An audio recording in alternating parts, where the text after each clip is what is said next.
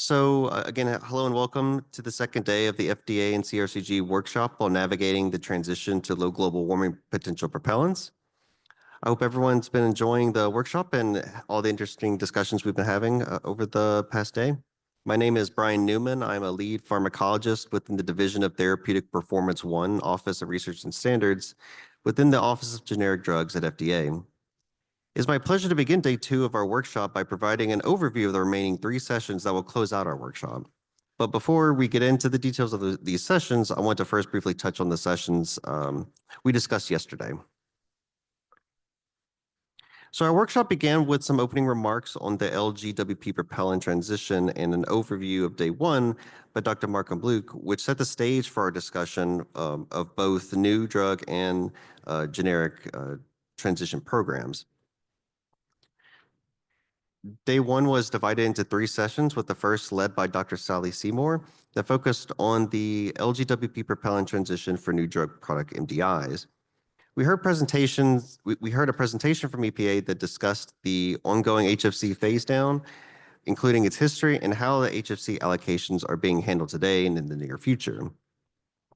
Next, we heard presentations on lessons learned from the previous propellant transition, as well as the current scientific understanding of these new propellants and the implications from their differences. Session 1 then heard several presentations from FDA detailing the current thinking for new LGWP propellant product development and data requirements. In session 2, Dr. Christy Gilbert led our discussion of the new drug industry's perspective of the current propellant transition. We first heard presentations on industry's thinking for NDA submissions for propellant transition programs, along with the potential ways for designing and comparative studies and analyzing their data. The remainder of session 2 included 3 presentations that explored how new drug developers were addressing the complexities with designing an LGWP propellant MDI, along with some of the preliminary comparative data between MDIs formulated with current HFA and LGWP propellants. Following some closing remarks by Dr. Yan Wang, this marked the end of day 1 for the virtual attendees, and session 3 was our final session on day 1 that included our small group working sessions led by Dr. Elizabeth Bielski.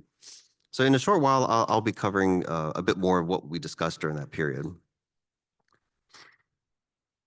So now with day 2 of the workshop, we're going to switch gears a bit here and focus on the LGWP propellant transition from both the generic developer's perspective as well as the transition impact globally. As was discussed briefly on day 1, the CFC phase-out led to the removal of all marketed generic MDIs, with the beginning of the return occurring only recently in 2020. So a significant gap in access to generic MDIs resulted from the previous propellant transition. Today, FDA is focused on utilizing our current scientific understanding of MDIs to minimize any impacts on patient access to generics from the current propellant transition, and you will hear some of those efforts during session 1. First, to start this conversation, I'll give a summary of our in-person working session discussions, including the questions we covered and what general consensus or issues we identified as a result.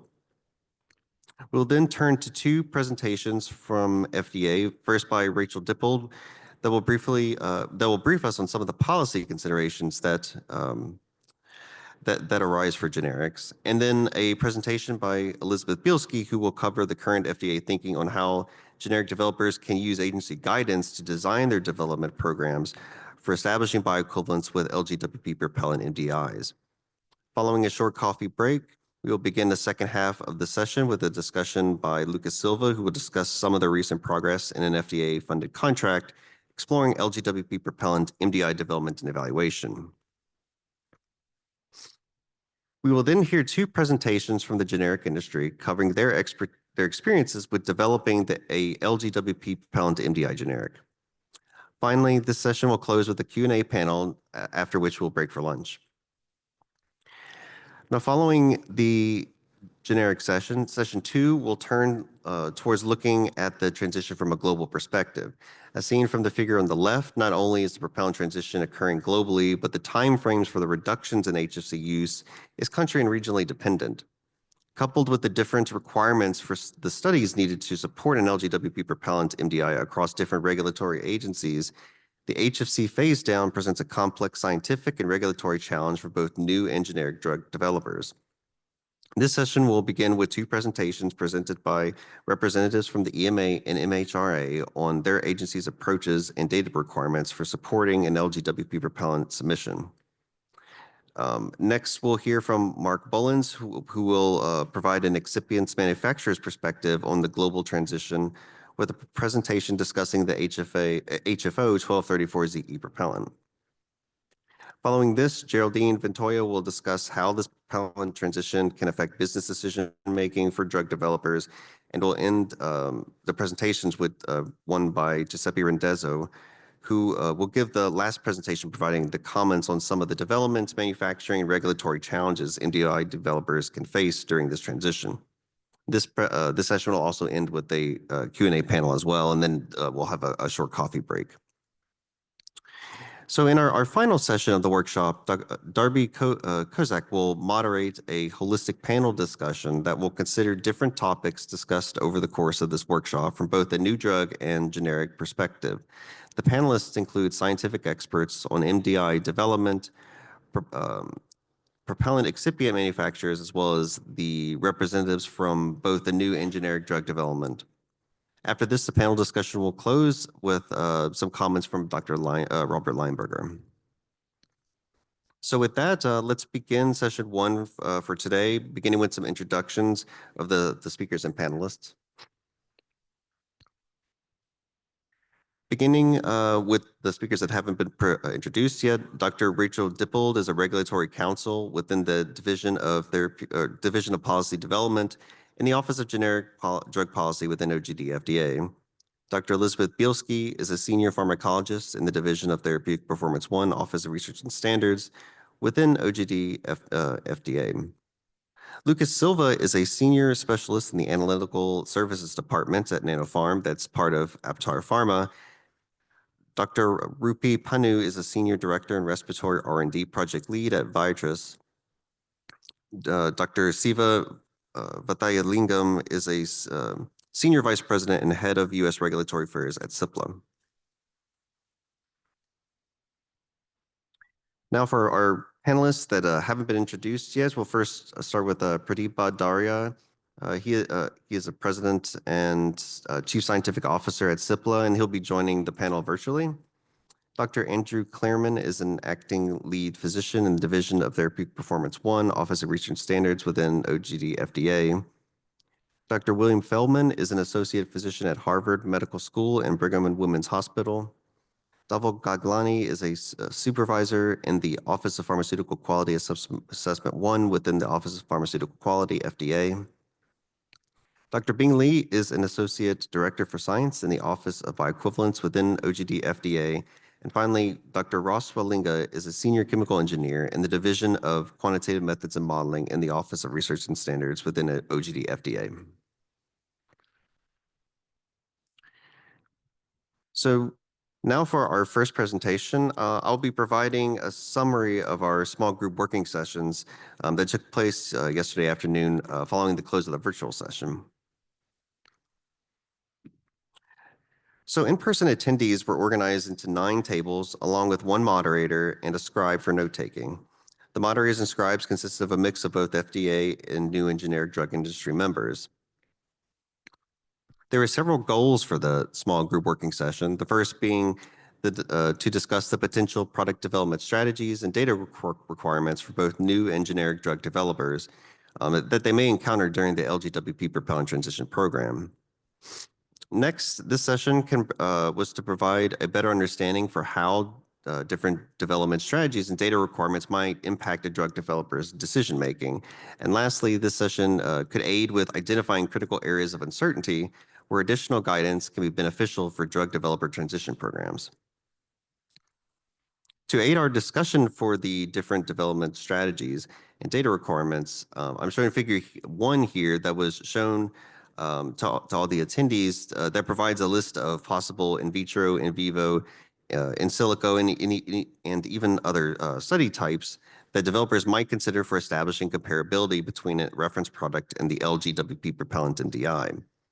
Notably, the studies listed here include not only the conventional in vitro and in vivo studies typically listed in product-specific guidances, but also include in vitro and in vivo studies that have been recommended in recent PSGs for serving as alternative approaches to conducting a comparative clinical endpoint bioequivalence study.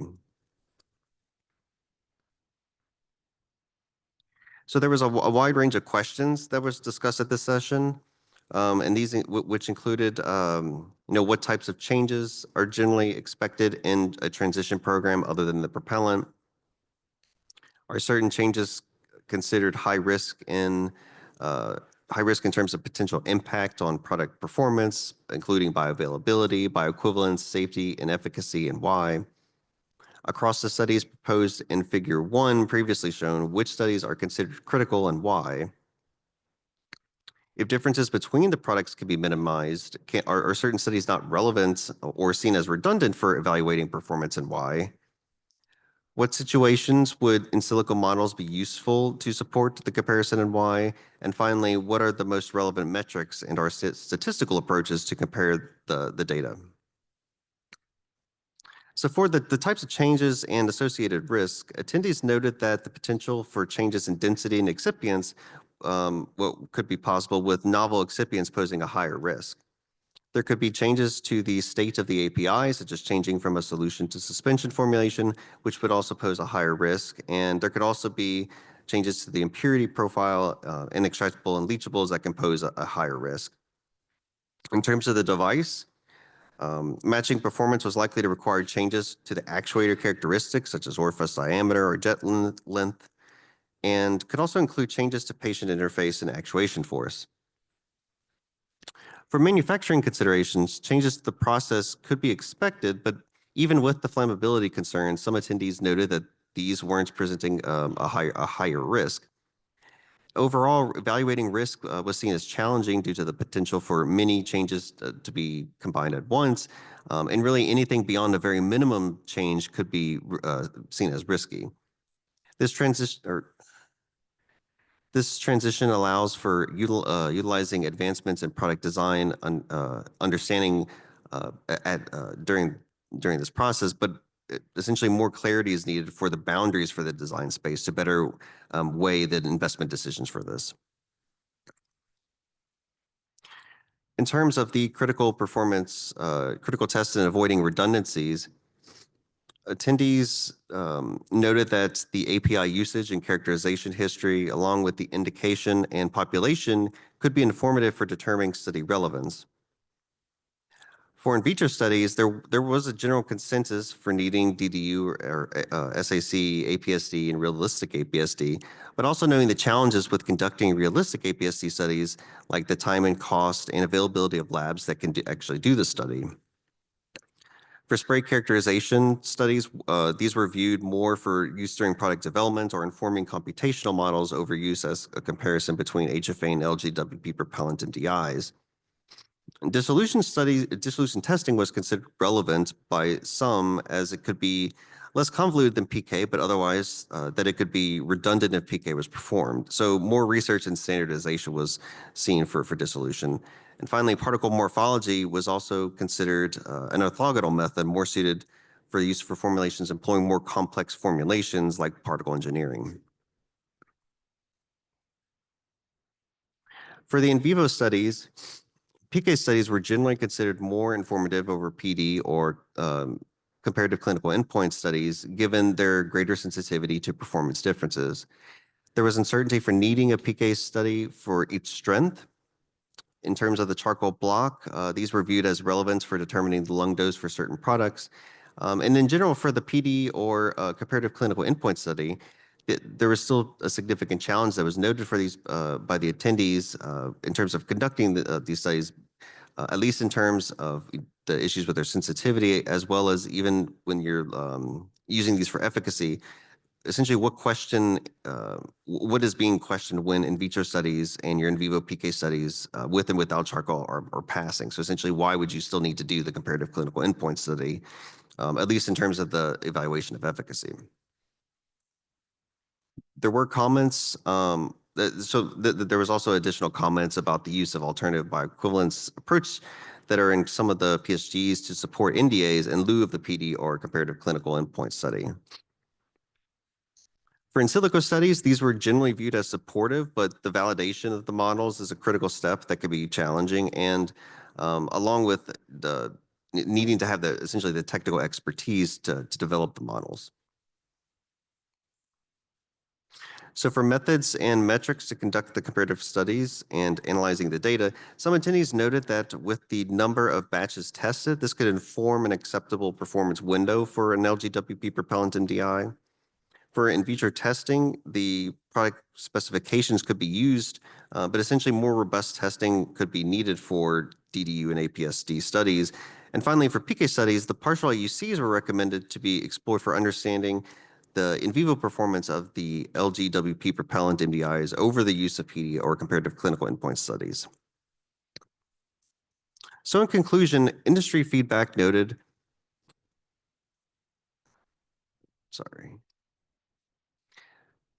So in conclusion, industry feedback noted a high likelihood for multiple types of changes for an LGWP propellant MDI compared to the HFA version that complicates the assessment of risk, but ultimately product specific. Clarity on the design space for drug developers may consider for their LGWP propellant could help with determining whether to move forward with product development. There was a general consensus by industry attendees on the relevance of DDU and SAC testing, APSD, and realistic APSD testing for evaluating LGWP propellants, with less consensus around the use of spray characterization, dissolution, and particle morphology studies. In vivo PK studies with or without charcoal were generally seen as more relevant for evaluating performance by industry as compared to PD or comparative clinical endpoint studies. And experience with the HFA MDI and its product specifications may be informative for the acceptable performance for an LGWP propellant MDI. So I can say that we've collected the notes from this session, and these will be going towards a report at the end of this workshop. So these comments that were provided by the attendees, plus others that were also given, can be found there once that's eventually published. So with that, I would like to invite our next speaker, Dr. Rachael Dippold, to the podium. So she serves as a regulatory counsel in the Office of Generic Drug Policy at FDA, where she works on legal, regulatory, and policy matters related to generic drugs. The title of her presentation is Policy Considerations for Generic MDIs Transitioning to an LGWP propellant. So let's welcome Dr. Rachael Dippold.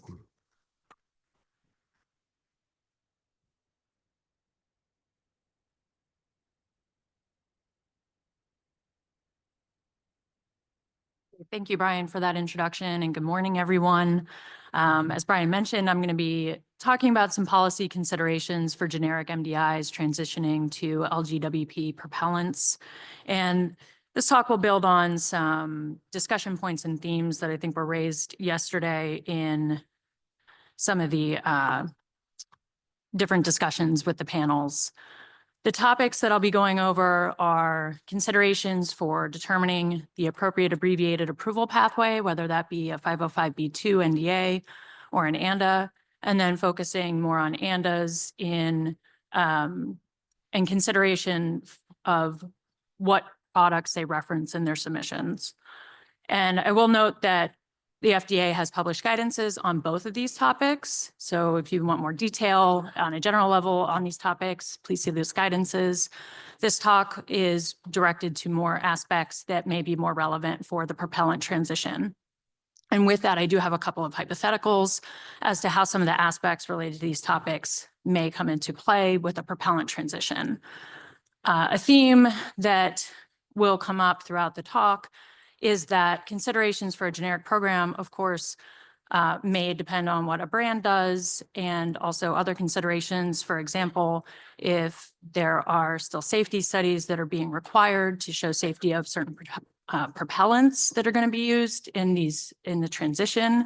And as we heard from my new drug colleagues yesterday, FDA's thinking on NDA submissions and what data may be required may evolve over time. We're early in the stages of the propellant transition, and so there may be an evolution of thinking on those topics. And then I will also note here at the top that we, in generic drugs, want to reiterate what we heard from our new drug colleagues yesterday, is that to come to the FDA and talk about your specific situations.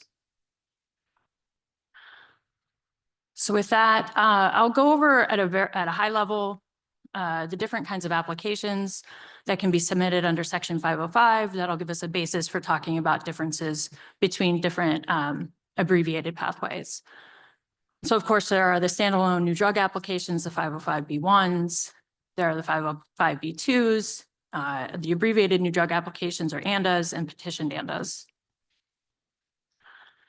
So first, just very high level, of course, everyone knows the standalone NDAs are also referred to as the 505(b)(1)s. They're submitted under Section 505(b)(1), hence their name, and they're approved under Section 505(c) of the Food, Drug, and Cosmetic Act. They contain full reports of investigations of safety and effectiveness. All the data that are necessary for approval was developed by or for the applicant, or for which the applicant has a right of reference. The other type of NDAs are the 505(b)(2)s, and they're submitted under Section 505(b)(2). I might just refer to them as B2 because it's a mouthful. They're also approved under Section 505(c). They also contain full reports of investigations of safety and effectiveness, but at least some of the information required for approval comes from studies not conducted by or for the applicant, or for which the applicant has not obtained a right of reference. And that can include published literature, as well as FDA's findings of safety and or effectiveness for a listed drug. These applications include a bridge between the proposed drug product and each listed drug that the applicant seeks to rely upon to demonstrate that such reliance is scientifically justified. And they may rely upon what is already known about a drug. So then ANDAs, or the 505(j) applications, they deal with duplicates of a previously approved drug, and we'll be calling those the reference listed drug or the RLD. And that relies on FDA's finding that the RLD is safe and effective.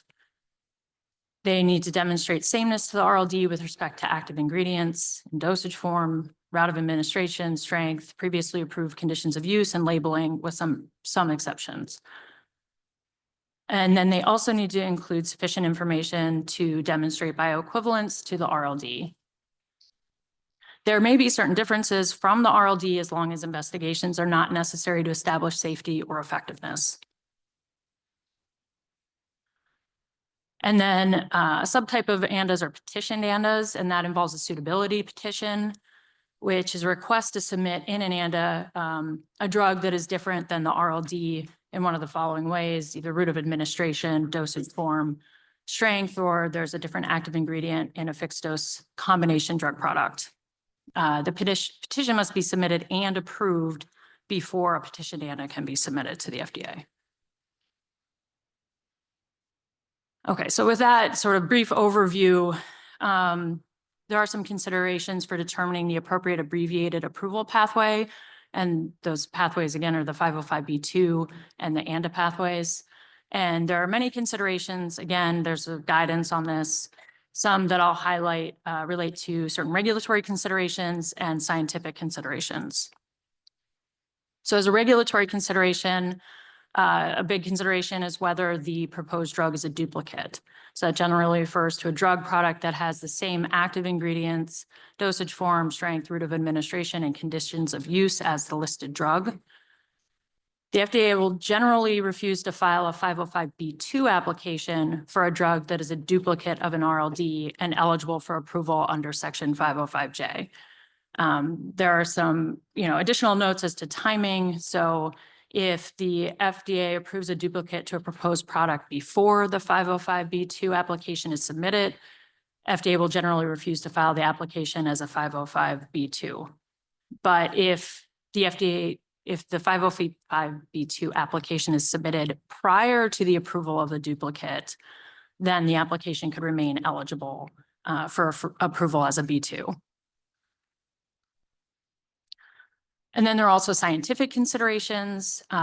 One is the extent of limited confirmatory studies that may be acceptable in one type of application over another. So both B2 applications and ANDAs may include additional information to support their approval. For B2s, the types of studies may include clinical investigations to establish the safety and or effectiveness of a product.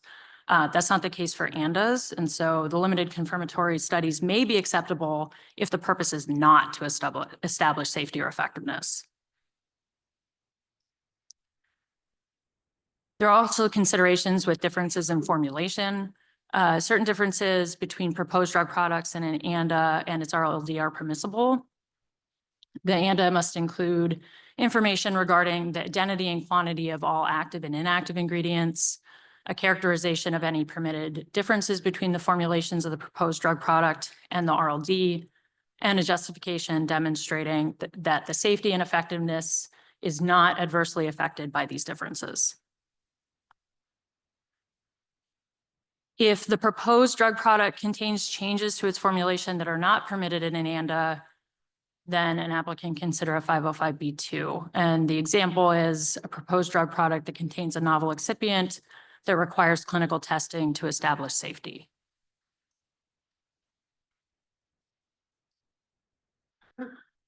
Another consideration includes differences in bioequivalence and or bioavailability.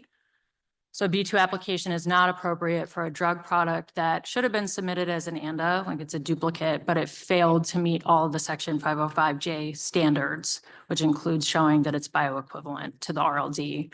So the example is, and the FDA would refuse to file a B2 application if the proposed drug product is a duplicate of a listed drug, but is unintentionally less bioavailable or and fails to demonstrate bioequivalence to the listed drug.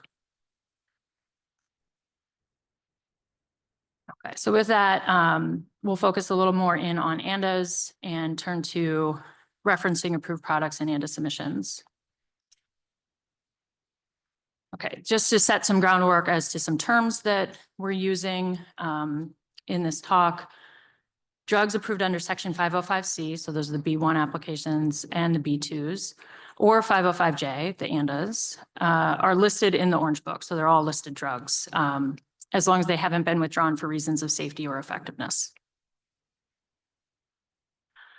ANDA applications must refer in its ANDA to the specific listed drug on which the applicant relies in seeking approval, and that's the RLD, the reference listed drug. FDA identifies RLDs in the Orange Book, and ANDAs rely on FDA's finding of safety effectiveness for the RLD. ANDAs require a demonstration of sameness, as we've been discussing, and we'll note this and it'll come up in a hypothetical, but an ANDA cannot be supplemented or amended to change the RLD after the ANDA has been submitted. And then if in vivo bioequivalence is required, demonstration of in vivo bioequivalence is required, and applicants must use a reference standard or an RS in conducting the in vivo bioequivalence studies. And the reference standard is selected by the FDA, and it's ordinarily the RLD. Where there are multiple approved strengths, FDA usually selects the highest strength as a reference standard. And I have here just a snip from the Orange Book online, and you can see that there are 3 different strengths for this product. Each of them are designated an RLD. The highest strength is designated the reference standard. And then ANDAs must have a basis of submission, and that's usually the RLD, because that's what they're relying on for approval. An exception is the petition ANDAs, which have some additional requirements. So the petition ANDA must also contain, so the RLD in the petition ANDA must be the same as the listed drug in the approved suitability petition. You must have reference to the suitability petition's FDA assigned docket and a copy of the correspondence approving the suitability petition. Okay, so we can talk a little bit about a couple of hypotheticals and how some of the aspects that we've discussed under these topics may relate to a propellant transition. So in the first hypothetical situation, the brand has not yet transitioned to an LGWP propellant for a given product, and safety has not yet been established for the propellant that the ANDA applicant wants to use in the generic product. So the result is an ANDA pathway is not appropriate for the LGWP product. So an ANDA may not be submitted if clinical investigations are necessary to establish the safety or effectiveness of the proposed drug product. It needs to rely on what's already been shown. Clinical investigations to establish safety would need to be submitted in an NDA, and that could be a B2.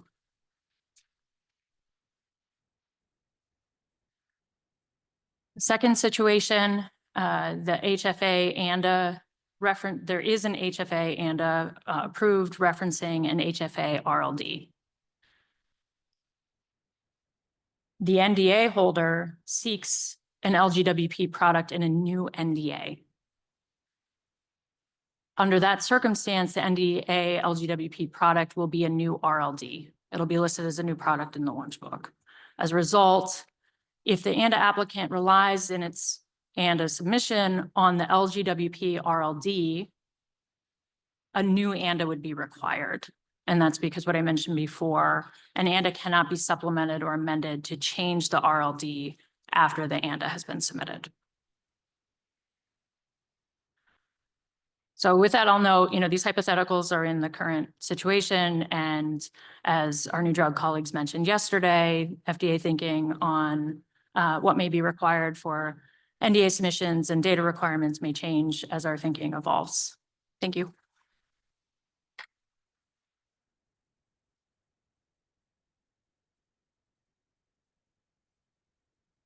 Great. Thank you, Rachel, for the excellent talk on some of the policy thinking on generics during this propellant transition. So our next speaker is Dr. Elizabeth Bielski. She's a senior pharmacologist working in the Division of Therapy Performance 1 at the FDA. Her expertise includes orally inhaled, nasal, and drug device combination products and is actively involved in guidance development, addressing controlled correspondences, pre-ANDA meeting requests, citizen petitions, internal consults, and research projects to promote generic drug development. Her presentation title is Generic MDI LGWP Propellant Transition, OGD Framework, and Data Submission Recommendations. So please welcome Dr. Bielski.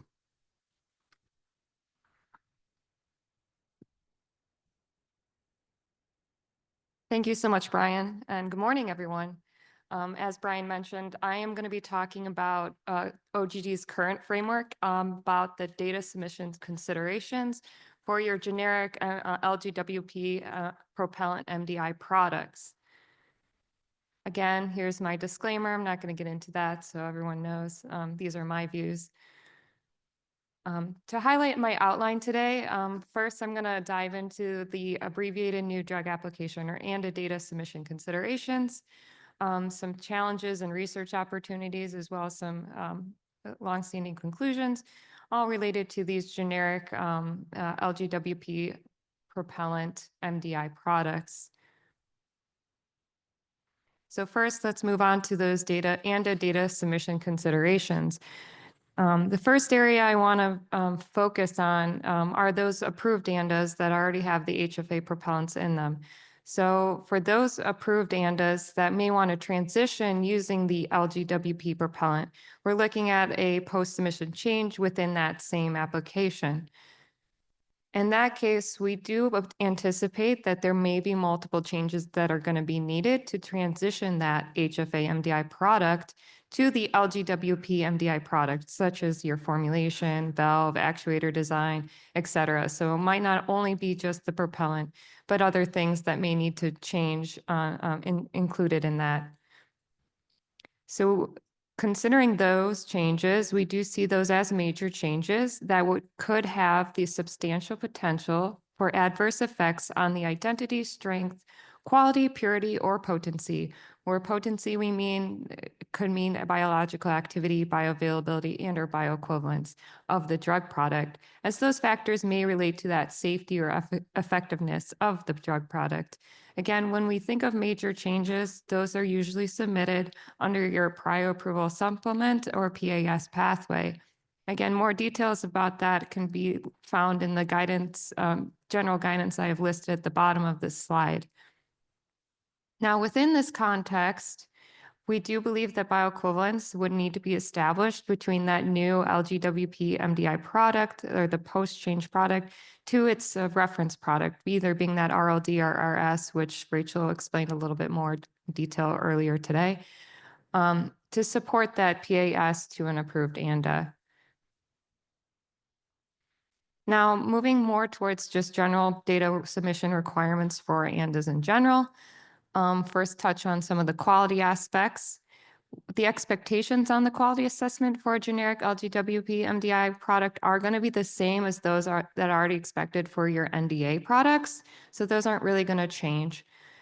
So because of that, those aspects were already really covered by Craig very well yesterday on day one of this workshop and in other prior presentations he has made regarding this topic. So I'm not going to really delve into those again. Please refer to Craig's previous information. I'm more going to focus on what's unique to generics is that bioequivalence data. So we see here for the bioequivalence, either if you have that PAS to an approved ANDA or if you have a new ANDA, as I mentioned before, bioequivalence, it will need to be established between your generic LGWP MDI product and that of the RLD and RS. And the best way to find out which kind of bioequivalence data you're going to need is referring to our product-specific guidances. The most recent ones can be found at our website, which are updated periodically to get an idea of which specific test we were going to recommend for each particular product. So just to delve in a little bit more on the kind of the recent changes you may have seen and more of our updates to the product-specific guidances, we are moving towards an option-based approach. These two options are available. And first, I have highlighted here what option one may look like in a high level. So some of the newer updates that you may see are kind of seen in yellow. From there, you can see that the formulation sameness, rather than being strictly Q1, Q2, we have moved towards what we are calling a no difference in inactive ingredients. And those who may be familiar with the topical space have seen something similar to this language here, which really refers to you having no difference in inactive ingredients or other aspects of the formulation relative to the reference standard that may significantly affect the local or systemic availability of that active ingredient. And I will dive a little bit more detail on that in the next slide. Regarding the in vitro studies for option one, we've got their traditional studies you may have seen in our weight of evidence approach from previous PSGs. Here we also include the realistic APSD and a dissolution. Now, when it comes to dissolution, you'll not see it for every PSG. Mainly, you'll see dissolution when we feel the bioavailability of that API is dissolution limited, or maybe the rate limiting step into that bioavailability of that drug product. So that's when you may see dissolution being included. There's also comparative characterization studies in some of the guidances. Particularly, you may see for your MDIs that particle morphology of the emitted dose. Again, generally speaking, that study will be seen when we believe that specific product has a formulation that's a little more complex, may have some particle engineering technologies involved, and we may want to get a little bit more granular detail on that morphology aspect of the emitted dose from that formulation. When it comes to the in vivo studies, you may have noticed we've now started adding charcoal block PK studies in addition to PKBE studies without the charcoal block. Again, generally speaking, those charcoal block studies are appearing in those unique cases where we feel the GI absorption of the API affects the overall systemic bioavailability. Our additional information section also includes the optional computational modeling studies that can help support your bioequivalence assessment, as well as our device similarity, where we have some recommendations on how you should design your generic device in comparison to the RLD in terms of its design as well as user interface. Now, when it comes to option two, some differences between option one are highlighted in orange. You can see in option two, we don't have any formulation recommendations noted. What that means or translates to is your generic formulation can be Q1, Q2, or non-Q1, Q2. and you can follow option 2. The traditional in vitro studies are generally included in option 2, not including the additional ones you see for option 1. Comparative characterization studies may or may not be included in option 2, depending on your formulation and how complex. And then you see in the in vivo studies, rather than the charcoal box studies being there, you have the PD or comparative clinical endpoint being included. And the additional information section remains relatively the same between the two options. Now, again, these are just a high-level summary of potential studies you may see in the PSGs, but if you want the specifics for your specific product, I highly recommend you go to our PSG website and look at that product's specific guidance related to your particular product of interest. Now, when I talk about these BE recommendations, I do recommend these are applicable for any of your cases. So if you're going to do a prior approval supplement to an approved ANDA, or if you're going to do an ANDA submission, these recommendations or data requirements stand for both cases. Now, when I talk about formulation sameness for option 1, I kind of want to dive a little bit deeper into this and what this really translates to. Now, I think we had some questions about density and how that will play a role in API concentration. And I want to highlight some of what Rick said yesterday. When it comes to the API itself, formulation sameness recommendations aren't covering that. The API itself is a separate issue. And the API, when you have a generic, you want to match the strength. And the strength in the Orange Book is listed as the amount of drug per inhalation. So you really want to match your admitted dose, the amount of drug per actuation. So when it comes to that, and you want to understand the concentration differences of your API, keep that in mind. So your density differences don't really come into play. When it comes to formulation sameness, you're now worried about more your excipients. And for option 1, we do have a little bit more flexibility in this arena than may appear at first. The most straightforward way to demonstrate formulation sameness under this option is being Q1, Q2 the same as to the RS. We understand this might not be the case, and you may want to explore non-Q1, Q2 formulations. If you want to still remain doing option 1, what we ask for is you provide additional justifications. So if your non-Q1, Q2 the same, please demonstrate that formulation change or changes will not affect the local or systemic bioavailability of the API. If you can justify that and prove that it doesn't affect your systemic bioavailability or your local bioavailability, you may be able to utilize that justification as part of option 1. That justification may include, but are not limited to such things as your formulation characterization data, your product development data, comparative characterization studies, and our scientific literature to help support that formulation change. Really, the goal of understanding that formulation is to understand the formulation design space of those critical excipients. What are their ranges and how they look like, and how did those ranges and changes affect the potential impacts on the API bioavailability? Now, I wish I could be a little more specific on what that would turn out to be, but the information, data, and other studies warranted will just depend on the formulation changes being proposed. So if you look at your formulation changes, you see differences either by percent weight by weight or percent weight by volume, come talk to us, provide those justifications, and come talk to us to get a little bit more specifics on your actual formulation changes to see what kind of data the FDA may want to see to justify those differences. Now, will it be difficult to meet all these BE studies? I think we do understand for this propellant change, what we're asking for may seem like a lot, and maybe you're finding it difficult to meet every single standard from our bioequivalence point of view. And I think for the past day or so, I've heard a lot of differences and opinions about, yeah, we're trying to really match specific parameters that we think are more critical. Maybe we're not going to be able to match spray characterization due to the differences in the propellant.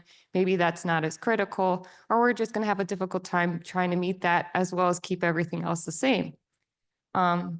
So what you can consider as part of that to justify that is something I mentioned before, is that optional computational modeling study may be one way you can help justify not necessarily meeting our BE limits that we have set now in the current PSGs. So if you can consider doing some additional studies or work to kind of help justify why those BE limits are not relevant, that may help or need to be widened and still remain biorelevant. Computational modeling studies is one way of doing that. So one way we look at that is the modeling study can differentiate the impact of those different products, as I mentioned, differences in your formulation, differences in device, and what that impact may have on the regional drug delivery, such that those results may be used to establish more biorelevant limits. So we really want to focus on something that may be more biorelevant. We understand maybe we don't have all the answers, but this is one way to help justify for us to understand when differences are there, if they're really going to be impactful. You can also use computational modeling studies to assess the bioequivalence in terms of regional lung deposition by conducting virtual BE simulations. Any purposes you do have for your model should be clearly stated in the end of submission, so you can please clearly state what kind of reasons you're providing the model so we can have a clear understanding of why it's being provided.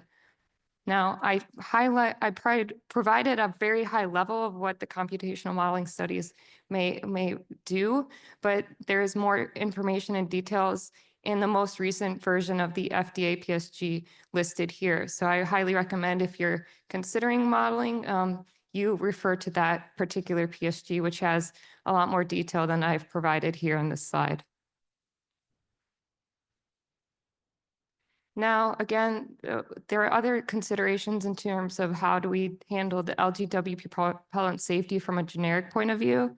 So as now, we have to wait for at least some products to be approved through the new drug application for that excipient no longer to be considered a novel excipient.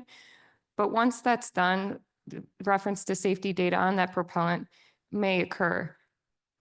So first thing most folks may know or should think about is looking at the inactive ingredient database listings.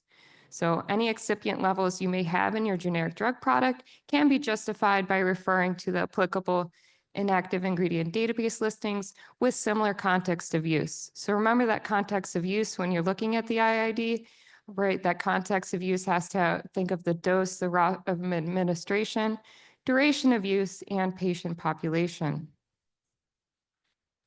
If your proposed level of the selected LGWP propellant cannot be justified based on the IID, a safety justification is most likely warranted to address any of those potential genotoxicity, local toxicity, and systemic toxicity to support this use in the proposed generic LGWP MDI product. Now, if you still have questions about your safety and levels of the propellant in your particular drug product, you can submit a controlled correspondence to the agency to seek more advice about that. So you can, regarding any comparability of your proposed levels of the LGWP propellant to those of FDA-approved drug products with the similar context of use. Now moving on to some challenges that we see now and maybe some research opportunities. So I think what makes something really challenging and unique about generics, which I think Rachael did touch on earlier before me today, is there's uncertainty of the RLD and RS transitioning that becomes really critical when you're trying to understand what to do from a generic point of view. And there's certain things we're still trying to tease out, right? I think the HFA MDI-RLD may or may not transition. We may have a better idea some will transition versus others may or may not. So we can't necessarily predict what the marketplace will do. If or when the HFA MDR will phase out or phase down, right? Eventually, we see some of these products will eventually phase out. And that could be a potential limitation to any, pending ANDAs trying to develop current RLD or RSs that are on the market. So some products may transition, right? That HFA version may become an LGWP MDI version. will that be considered the same RLDRS or a new RLDRS? You know, maybe in some cases it will change. Maybe some cases it may remain the same. Right now, it's just very early on in the development, and we're still trying to tease out what that landscape may look like, which makes developing generic drugs very challenging currently. And we understand that these challenges still exist, and we are aware of them, and we are trying to figure out what that landscape may look like. So again, timing for the HFA to LGWP propellant transitions for the RLD or RS product are going to be critical to consider when you're developing your generic versions. Ultimately, whatever you end up deciding on, that generic LGWP MDI test product has to reference whatever was approved and available on the market at some point. So again, you can't change whatever your reference product is midway through your development. So that becomes really critical to decide when you're going to develop, how you're going to develop, and when you're actually going to submit the application. And it is a moving target. So I know these are things that we're all trying to work out together and figure out. And it's a little challenging to say what's going to be the best for each product. The landscape for HFA MDI's transition to LGWP versions is in its early stages, as I mentioned. So that RLD, RS, LGWP propellant landscape is an evolving landscape and is under transition. And there are some uncertainties still in play. So what we want to emphasize, and I think you heard from us on day one, from our O&D colleagues and OPQ colleagues, is really communicate early and often with us. We may be able to provide more clarity on your particular case if you come to us on a one-on-one basis. And we really encourage you to do that, especially discuss your development plans with us to get feedback. Our thinking may evolve over time, so we can give you our most up-to-date thinking at that time. And we try to resolve any of your particular specific complex issues and propose any of alternative strategies that you may see currently available. Again, I just want to emphasize that agencies' thinking on establishing bioequivalence may evolve as our scientific gaining is understood and experience is gained. So this is our current thinking now. As we learn more about this transition and the science itself in this space, you may see changes coming. So again, I think what we highlight is refer to our most recent PSGs on MDI products to kind of will be a key to really know if changes or updated thinking is being made, and or reach out to us with meetings so we can discuss what we may be thinking at that current time. Again, our PSGs are updated periodically, so please just pay attention and make sure you're referring to those, that website. So again, just another highlight here that I want to mention. Not only does our office spend a lot of time doing the guidance building, but we also take some of our research funding and try to work on these complex issues. And this is one area which I'm going to pass to Lucas after me to really dive in deeply about one of the research contracts we have ongoing with Aptar Pharma and Nanopharm. That started in September of 2023. That's specifically related to this topic. The main aim for this research project was really to identify and evaluate those challenges and considerations when developing an LGWP propellant MDI product with equivalent performance to its HFA propellant MDI version. So that way we could gain, maybe hopefully through this work, an improved understanding of the formulation design space for the LGWP propellant MDI development, as well as identify the most sensitive analytical methods for evaluating equivalent performance between the two versions of the products. And I'll let Lucas take over from there to get more details on how that project has been going.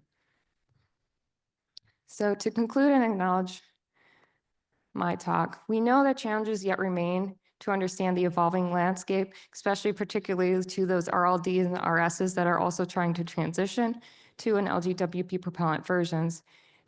Those are ultimately going to impact generic drug development. We understand that.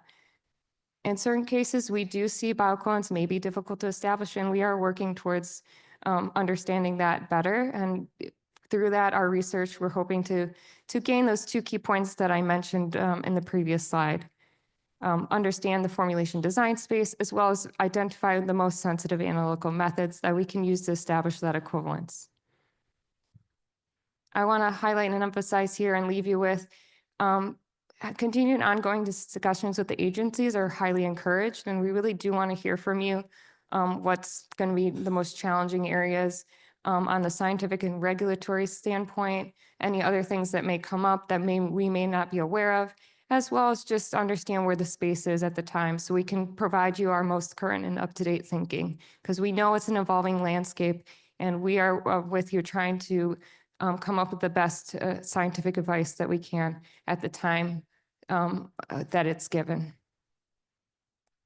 So I just want to acknowledge all the people at the FDA and our external research collaborators who've helped kind of provide a lot of the scientific and regulatory thinking. It takes a lot of folks to really understand the entire space from the whole life cycle. So I just want to acknowledge them here and thank them. And that ends my presentation for today. Thank you.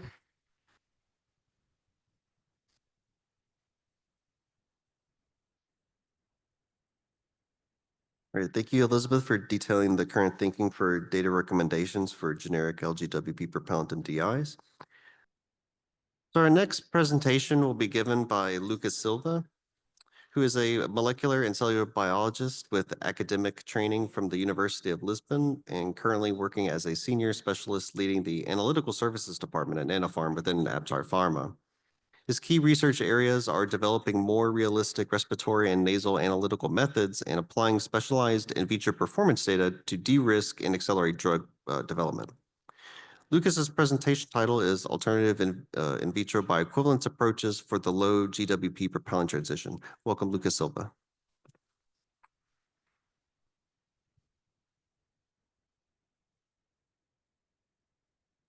Putting back and the laser is that. Yes. Cool.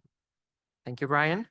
Good morning, everyone. Yeah, pleasure to be here for the first time in Maryland. So to talk to you about the alternative bioequivalence approaches for the low GWP transition.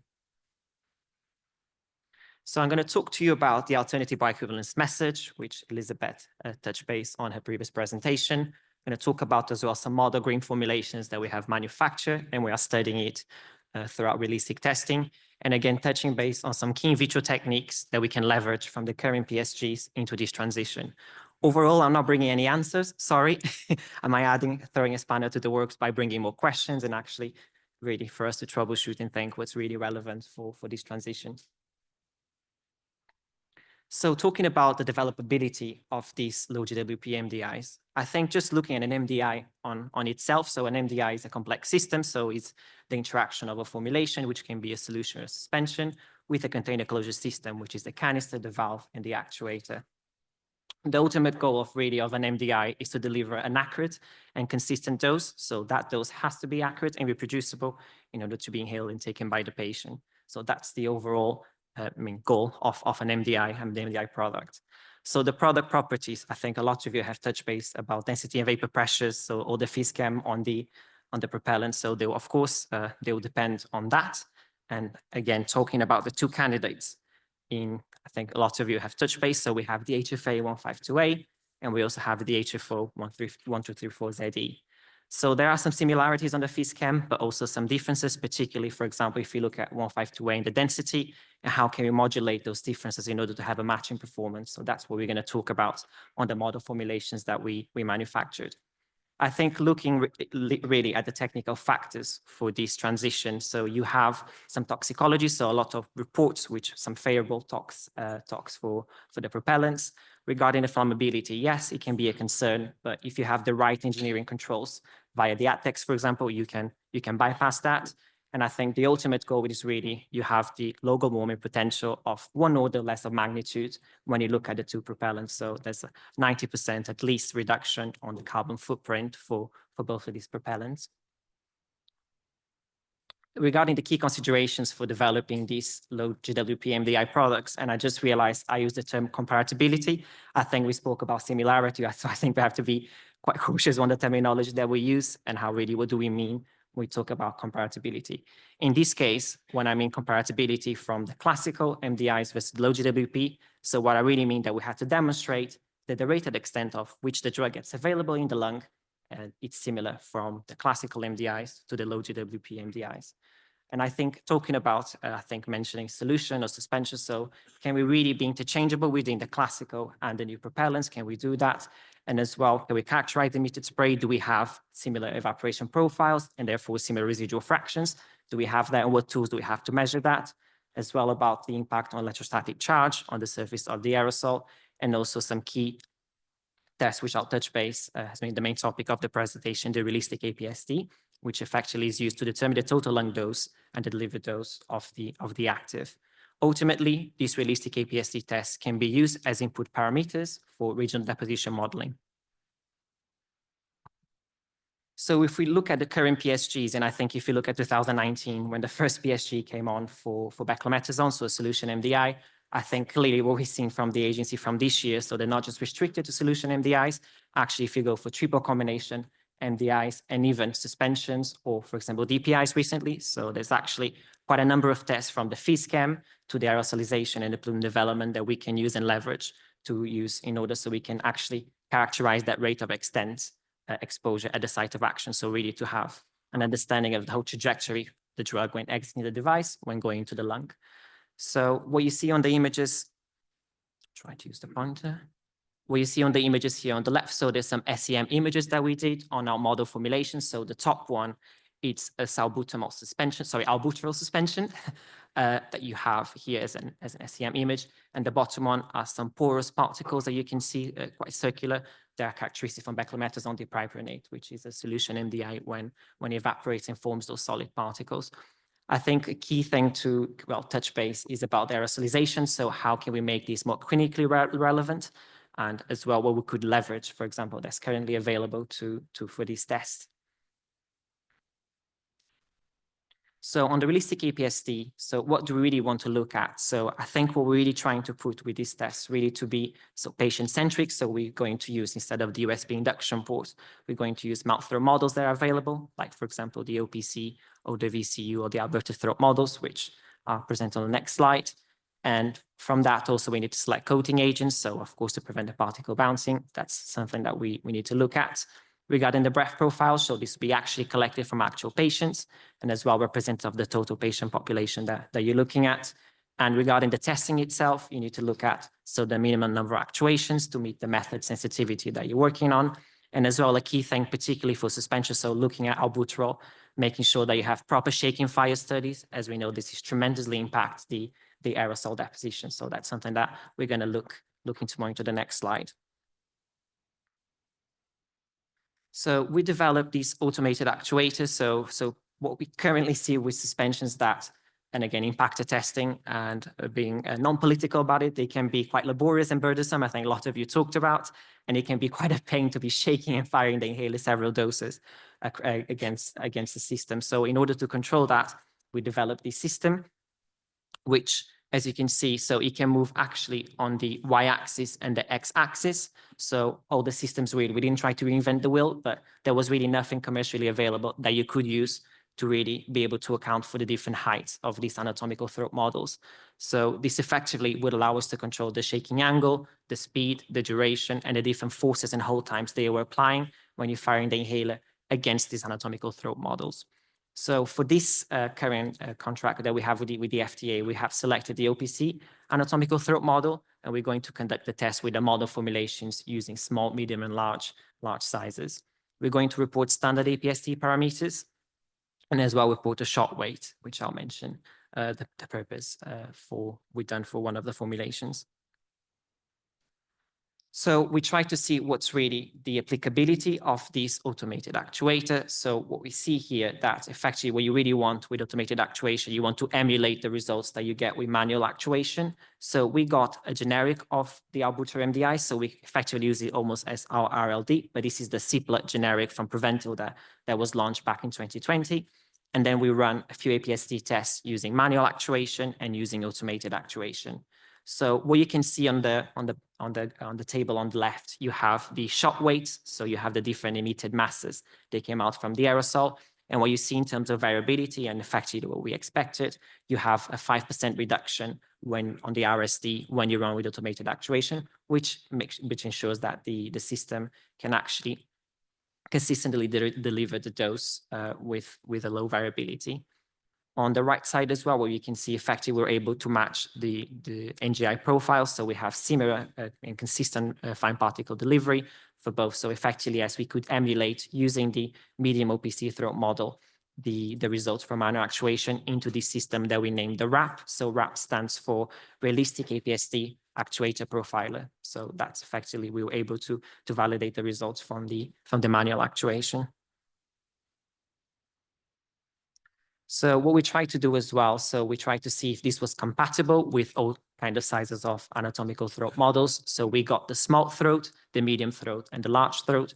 And we also had the USB induction port as well as a comparator. So effectively what you can see, so you can effectively get almost a staircase effect. So you see, for example, when using the small throat model, you get about 90 to 95% of the drug impacted into the throat, which is the majority of the dose of albuterol.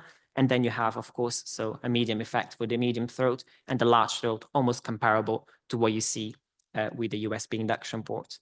In comparison, of course, on the other side, on the impacted data, you see the opposite. So, of course, more deposition on the throat, less deposition on the impacted there, the effective what you see for the small, medium, and large trend. So overall, what we could see with this system, so the RAP system can work effectively with an NGI with every single kind of anatomical throat model in order to control the actuation. In terms of the feeling campaign that we perform for this study, so I'm going to focus here on the albuterol sulfate suspension. However, just to mention that we're also conducting with the solution model formulation as well. So we're using beclometasone as the molecule, but in this case, I'm just focusing on the suspension study. So we made 4 PMDI formulations that were manufactured using the low GWP against the 134A formulation. So we filled this with our filling line in France with the different propellants. So with the 152A, the HFO, and the 134A, and we added different percentage of ethanol and oleic acid, so a surfactant and co-solvent, which lines up quite well with Stephen presented yesterday about how we can try to match the performance of the 134 with the ethanol. So, but effectively, these amounts we already had from a previous study that we selected. We also, after manufacturing the formulations, we done some in-process control. So we control the water content, and measured as well the assay to make sure that the formulations were well manufactured.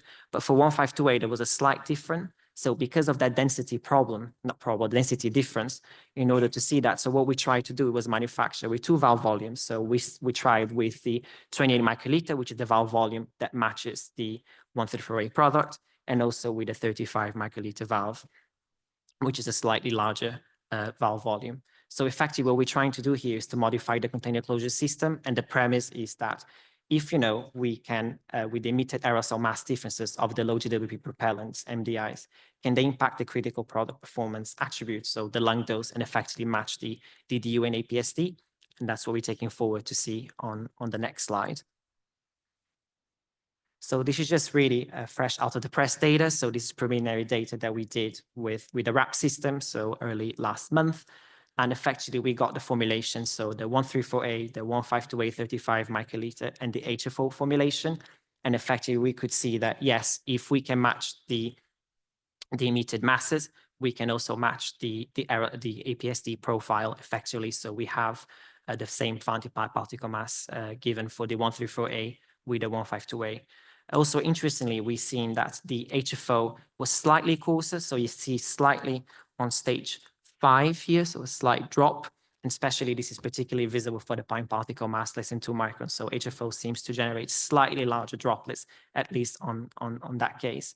So overall, we could see that, yes, so 134A, 152A, we've had really a similar fine particle sizes, and as well, we could match the performance if we match the shot weight from the 152A propellant.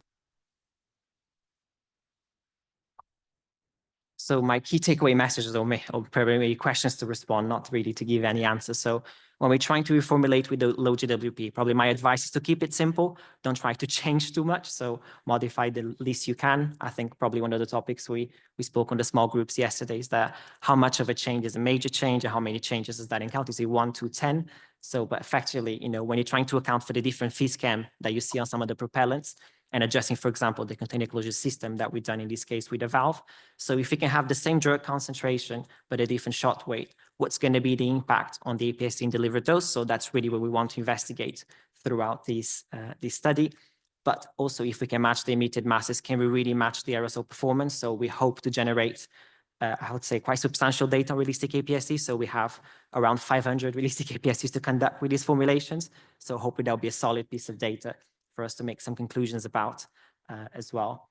So when I think looking at the PSGs that especially that we released this year, so they're very clear and every day more prescriptive and really advocating. So can we really leverage these alternative bioequivalence approaches on the PSGs to show comparability or similarity, if you want to use that term, between the low GWP propellants and the current MDI products?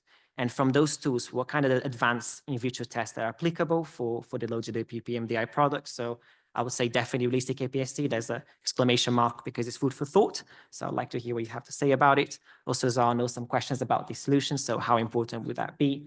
And as well, differences on the microstructure. So how do we need to evaluate that? And as well, how can we use that into incorporate into in silico modeling, and where does that sit on the overall program? So we expect to do this in an end-to-end. So we do all the in vitro advanced characterization, PK as well, simulation, and also CFD simulation, and then actual PK to generate a substantial piece of data to shed some clarity into this transition. So yeah, I look forward to be able to be publishing and releasing the findings that we have with this. And I'd like to thank a fantastic team that generated the data for me to have on time for this presentation. So it wasn't easy because the canisters were only made a month or 2 months ago. So yeah, so it's been great, really great teamwork. And as well, thank you to the FDA for making, of course, this research work possible, and as well for the Apta Pharma team for the support during this development. Some references. Thank you, everyone.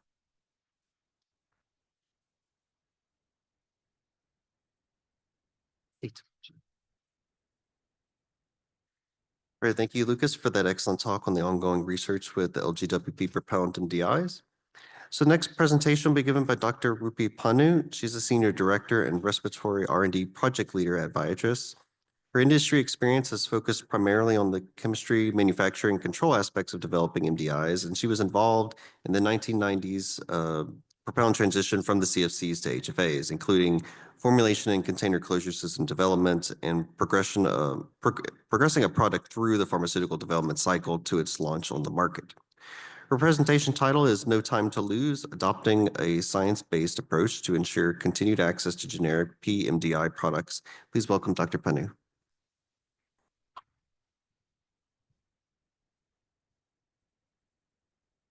Good morning, everybody, and thank you, Brian, for inviting me to speak today.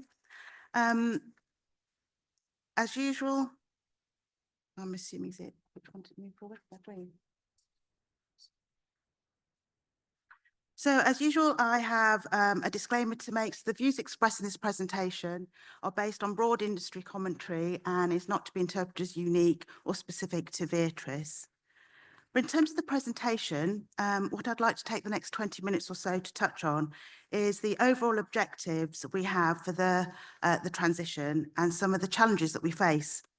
A lot of that has been discussed already at the conference, but I'll briefly talk about some of the factors that may impact the choice of which low global warming potential propellant is used in these next generation MDIs. I'll go on to talk about the different choices that we can make to manage a specific fundamental physicochemical property of the propellants, which is their lower liquid density. I intend to show that the choices that we make very early in the development about product design will lead to unavoidable consequential changes, all of which have a regulatory impact, but little impact to the patient versus some that may be more evident to the patient. I'll look at this from two perspectives, mainly from the drug product, but we'll also touch on the manufacturing process. I'll briefly outline how the potential options can be adequately managed using the existing science and risk-based development procedures that we have. But the key message from the talk today is to really highlight that it's vital that we get an early indication of how the regulatory agencies will perceive the number and extent of the changes that will be needed, and how the totality of these changes influences the regulatory pathways to approval. So we all appreciate that the current environmental concerns are really driving this transition. But within this context, what is it we're all trying to achieve? Well, primarily, we need safe and efficacious medicines. And we really need to avoid some of the pitfalls that occurred during the first transition that we've already heard about, from the CFCs to the HFA 134A and 227EA propellants. And we need to maintain access to these vital medicines. So this means what we need to do is ensure the availability of the current meter dose inhalers, or second generation MDIs, until the replacement low global warming potential propellants or green MDIs become available. But that means at the same time, the development and subsequent approval of the green MDIs needs to be as quick as possible. So also in recent years, the general population has become more aware of environmental matters, and they tend to want to consume in a more environmentally friendly way. And in fact, in the EU, the F-gas regulations now stipulate that the MDI needs to include the weight of the F-gas in the inhaler, and also its carbon dioxide equivalent and its global warming potential. Now, forever chemicals and their impact on human health and the environment is also receiving a lot more attention too. And as a result of all of these things, I think the pharmaceutical industry wants to and will need to operate more sustainably. Looking specifically at the MDI market, one means of us becoming more sustainable is to convert our existing MDI products or to develop new MDI products in the low global warming potential propellants. But a fundamental issue throughout is the need for clarity on the acceptable regulatory pathways for approval of the green MDIs. Currently, a lot of the regulatory attention is on the first applicants for the new propellants, as you'd expect. However, more thought will be needed on the bulk of the applicants that will follow when the green propellants are no longer considered to be novel. In terms of understanding the regulatory pathways for approval, there's uncertainty, even though some of the agencies, as we've already heard, and will later today, where they've issued guidance for the transition. But as we've seen in the last couple of days, current FDA thinking has been presented, but it is subject to change as more knowledge becomes available. For the remainder of this presentation, I'll be focusing on the generics. And as a key element, I think Elizabeth has already alluded to this morning, for specific to generic development, is to understand what actually constitutes the comparator product. This is fundamental, and this clarity is needed really as early as possible. So, as we've said, there are a number of questions that can be posed, which I've put on this slide, and I won't go into in too much detail today, as Elizabeth has alluded to those in her presentation. But in terms of the existing generic products already available to the market, there are some additional questions, I think, to those posed above. In order to gain, for an approved generic product, it has already shown that it is bioequivalent to the RLD and hence gained approval. In recent conferences and in the IPAC-RS paper that Anne Perrington presented yesterday, it's been proposed that the green MDI should actually be compared to the company's already approved generic product and submitted as a post-approval change to its approved ANDA.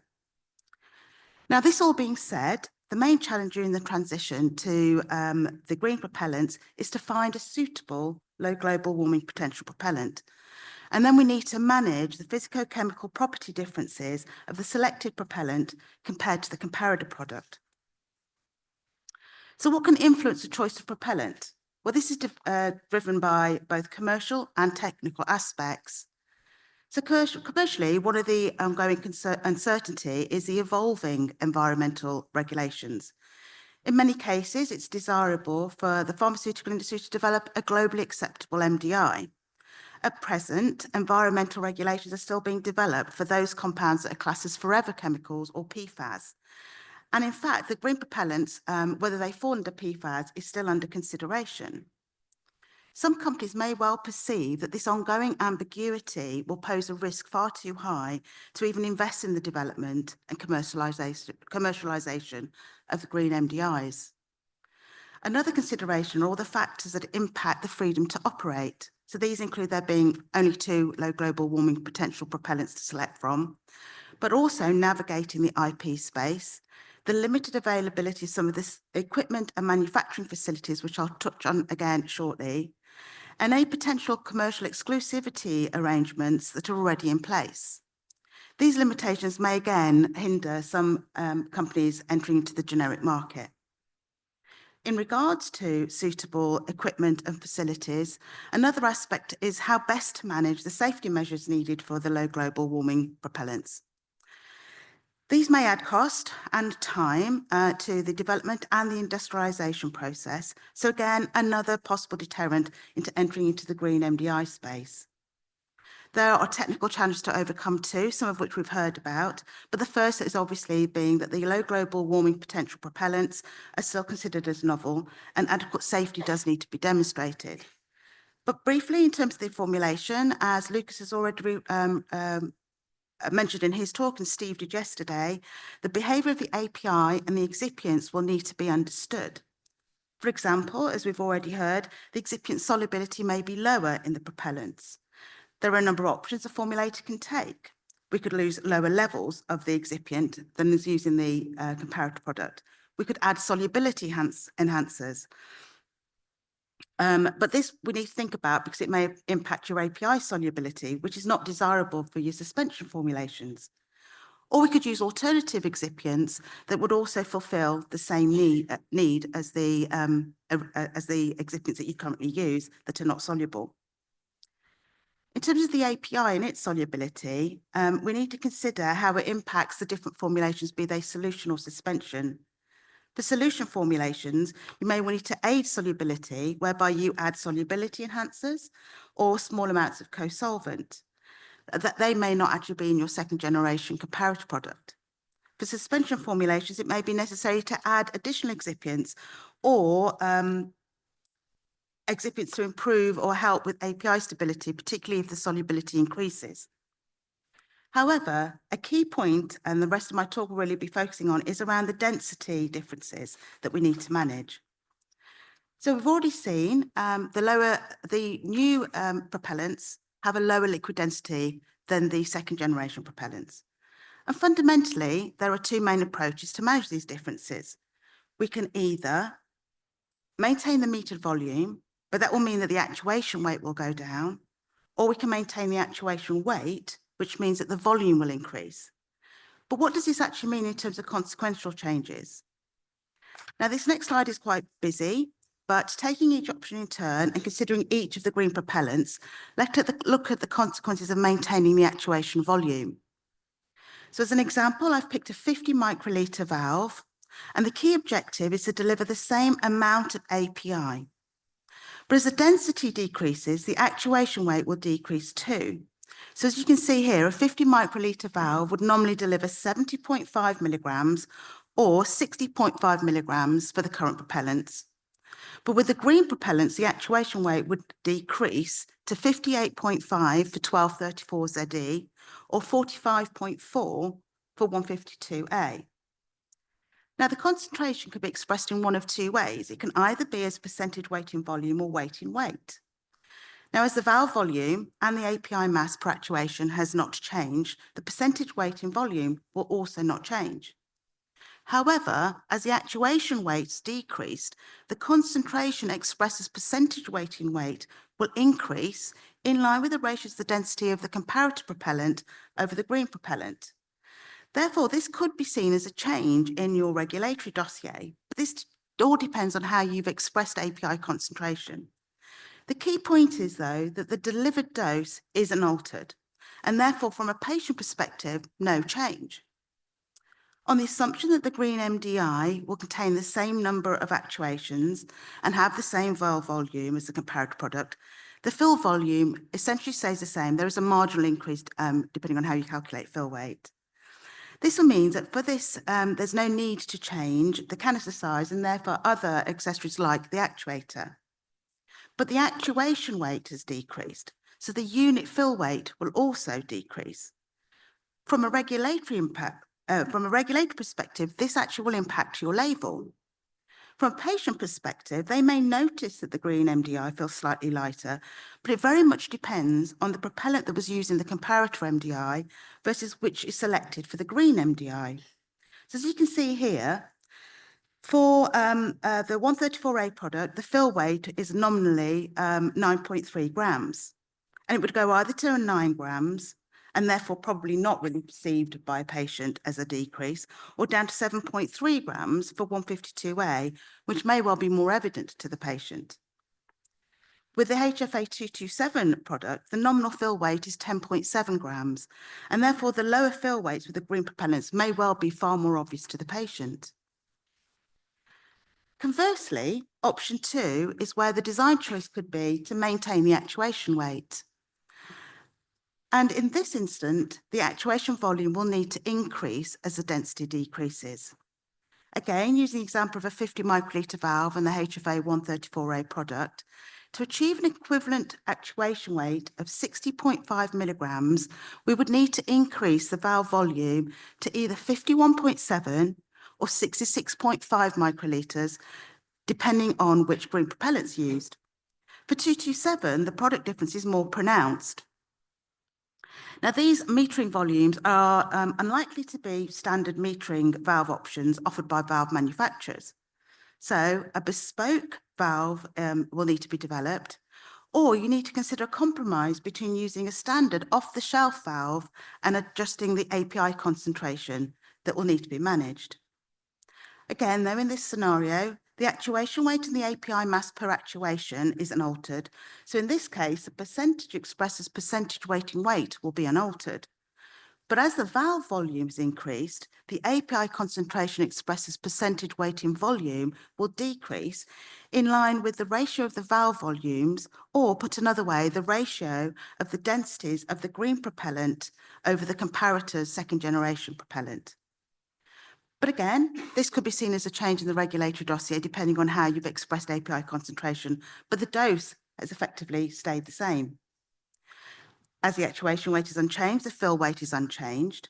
But in this option, because the valve volume is increased, so will the fill volume. So for 134A, the nominal fill weight is 7.7 milliliters, and that would increase to either 7.9 or up to 10 for 152A. For a 227 comparator product, the fill volume would increase up to 9 or 11.4 mils for 152A. Now, depending on the choice of the green propellant used for the switch and the can size of the comparator product, it may be necessary to go to a larger can. This may have other implications, for example, needing to amend your actuator. If these changes are required, they may be more noticeable to the patient. Now, as I've shown in these last two slides, changing the green propellants can be addressed using either approach, both of which are scientifically sound. And the decision that will be made very early in the development process, and it's usually based on the most technically sound option. But some consideration is given at this early stage of development as to how the regulatory agencies will perceive these changes.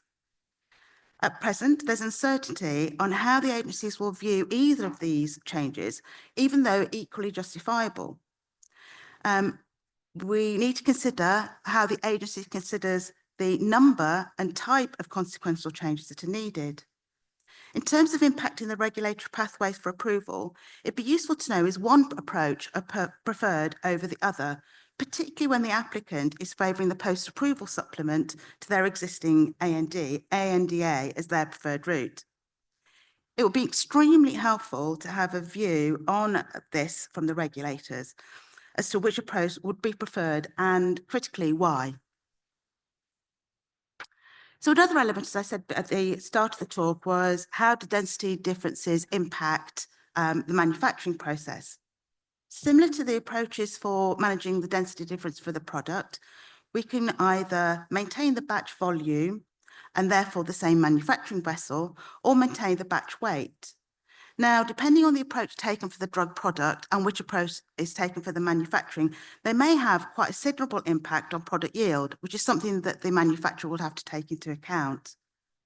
But regardless of the green propellant that's selected, there are some things that will have to be considered for both green propellants, and that'll be, say, vessel headspace effects will need to be evaluated. Particularly for suspension formulations, the API may alter its behaviour, so creaming instead of sedimenting or vice versa. This would require optimization of some process parameters, for example, mixing, but also other parameters such as the API manufacturing losses will need to be assessed. For both green propellants, there are the safety concerns regarding flammability, more so for 152A. So it may be necessary to modify the manufacturing facilities. Now, this could actually be seen as an opportunity that we could take at this stage and move to a two-stage filling process. The advantage being that the bulk storage of the green propellant will be external to the manufacturing facility, and that would allow for smaller mixing vessels. This may well minimise some of the facility changes that you're required to make. Alternatively, you might be necessary to build a purpose-built facility at great cost, or to find a suitable contract manufacturing organisation. All of these points could result in a change in either the manufacturing process, a manufacturing scale, or site. So, as I've said, many of these changes are being driven primarily by the density difference, but also safety factors need to be considered. But whichever approach we decide to take, the framework for managing these changes already exists and familiar to us in the industry. So the approach used to manage product changes is typically based on the science, but also using risk management processes. The target post-propellant switch is to have comparable product performance that meets the current product specification of the comparator product as a minimum. Guidances and processes are already in place, with quality by design principles being well embedded within the development process and would really form the backbone for this transition. And it's important to understand the impact of the proposed changes on the critical quality attributes that we've talked about, which not only assure the overall quality of the product, but we really need to factor in those that have the most impact on in vivo performance. And as we've said already in the last 2 days, this is the delivered dose and the APSD.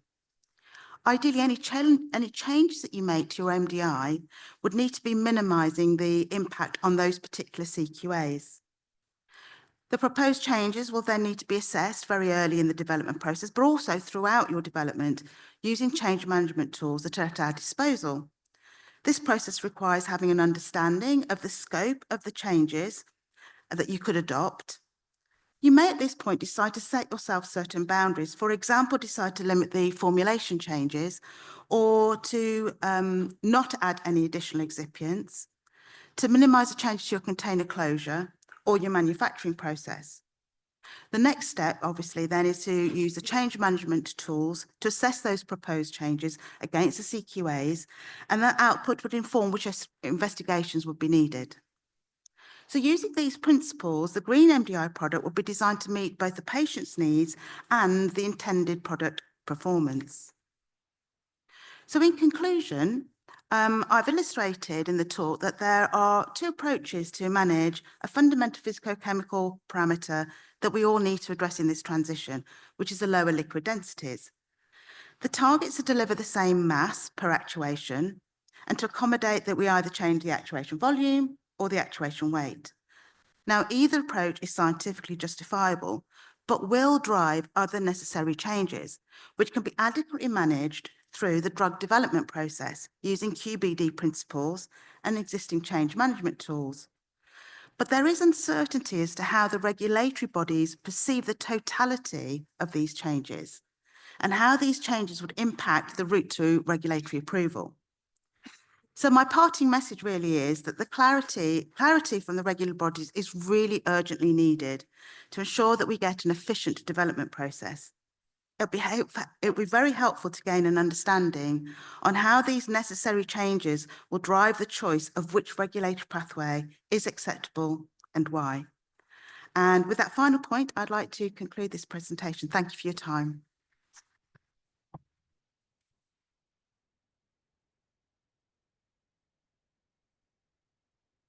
Great. Thank you, Dr. Pannu, for the insight and some of the questions and challenges with developing a generic LGWP propellant MDI.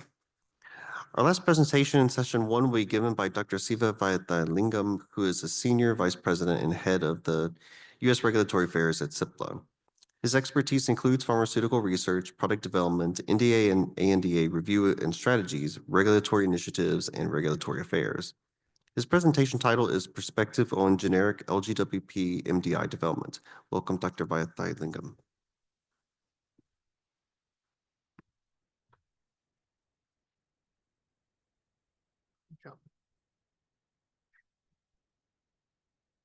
Morning. Thank you for being here. First of all, I would like to express my thankfulness to the Complex Generics Association, CRCG, and of course, Office of Generic Drugs. Thank you, guys. As you can see, the title of my presentation is Perspectives on Generic LGWP MDA Development. I have a hard time saying LGWP. I don't know how many of you have the difficulty, just mouthful. So I might say new propellants, or I might say green propellants, or low GWP. I think that is better. Oh, sorry. This slide you guys might have seen so many times. What I would like to draw from here is the low GWP propellants are very different in their critical attributes. The 1, 2, 3, 4 ZE may be closer than HFA 152A, but they are different relative to both HFA 134 and HFA 227, as you can see. The differences exhibit in critical material attributes such as vapor pressure and density, etc. We have done several experiments. We have conducted some studies, as my previous speaker has alluded to it. Our experience is that these differences translate in requiring both reformulation and reconfiguring the device itself. It's not an easy transition. For instance, the density differences causes API to settle relatively. Combination of these several attributes translates into requiring modification of the actuator and the valve system.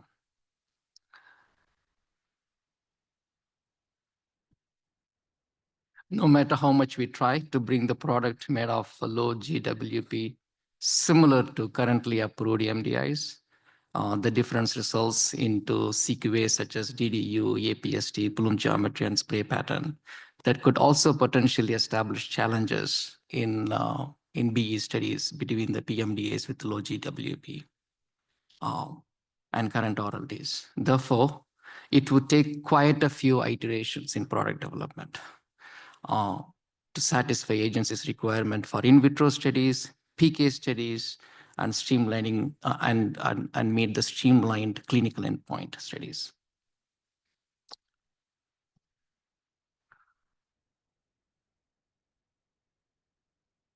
What we learned from the agency is based on our earlier communication, even before these presentations.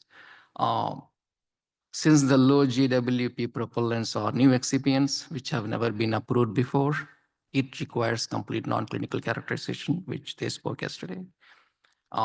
We know that the propellant manufacturers are either conducting or completed non-clinical characterization studies. This information is typically submitted via a drug master file that can be referenced by the applicant via letter of authorization.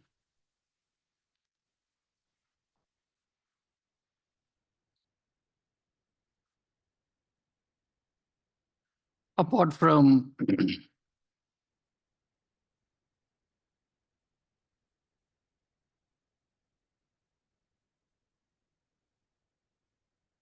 Apart from the requirement of pharmacodynamic studies with the clinical endpoint, the agency also requires a comparative product-specific long-term clinical study, which we learned it even before coming to this workshop.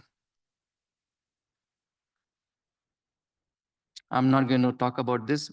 Many speakers have spoken, and I have also summarized in my previous slide.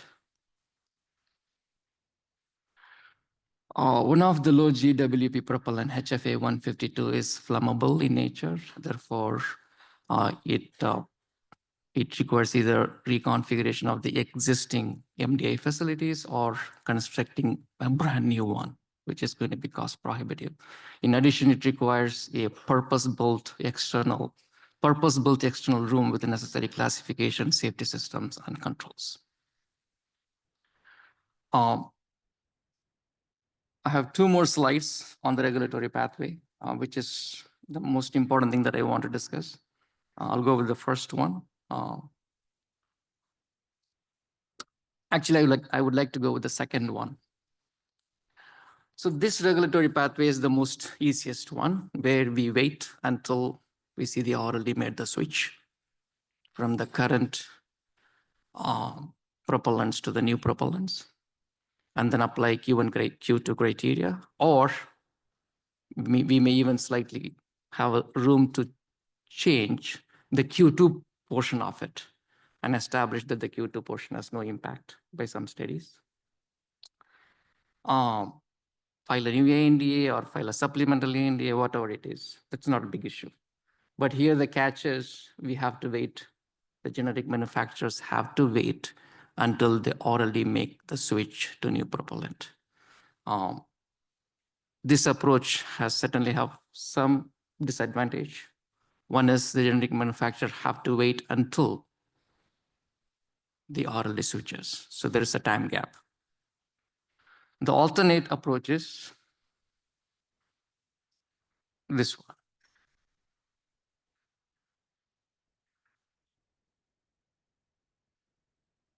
OGD revised the guidance for MDA and DPI to include a regulatory pathway for non-Q1, Q2 in the last few months, beginning August. This non-Q1, Q2 approach, this particular guidance has 2 components in it. One is if you are maintaining a Q1, Q2 to the current orally, the clinical endpoint studies are waived. If you maintain a non-QQ formulation, then you will have to do the clinical endpoint studies. That is the first thing. And this morning we heard from both Rachael and Elizabeth on OGD policy and science. Essentially, the generic manufacturer have to wait until orally switches to low GWP propellant and they secure the approval. That message is very clear to me, right, Elizabeth? That's the first message I got. Second is low GWP excipient is a novel excipient, meaning it cannot be used in reformulation of an approved generic product under the context of non-QQ option and seek AB rating against the current orally. Meaning the generic applicants cannot do anything now to promote the transition. They have to wait and watch for the orally to make the switch. With this context, I would like to request the agency to reconsider their current thinking and allow generic manufacturers to supplement their approved ANDAs with the new propellants and establish bioequivalence with the current orally and secure AB rating with the current oralies. I'm pretty clear that there will be a lot of requirements even with this approach. There will be a standalone toxicity requirement for the propellant, a comparative clinical endpoint studies, a long-term product-specific safety study, in addition to the in vitro studies and BE study with PK endpoint.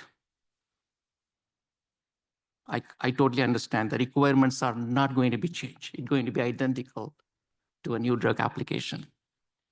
What it gives you is it allows acceleration of the transition. It allows a new pathway for the generic manufacturers also to participate in the transition without compromising any of the scientific and technical requirements that are provided by the agency this morning and yesterday. And potentially it could alleviate any drug shortage that could happen because of this stepwise transition, waiting for the orally to transfer and then follow by the generic manufacturers. With that, I complete my talk. Thanks so much for the opportunity.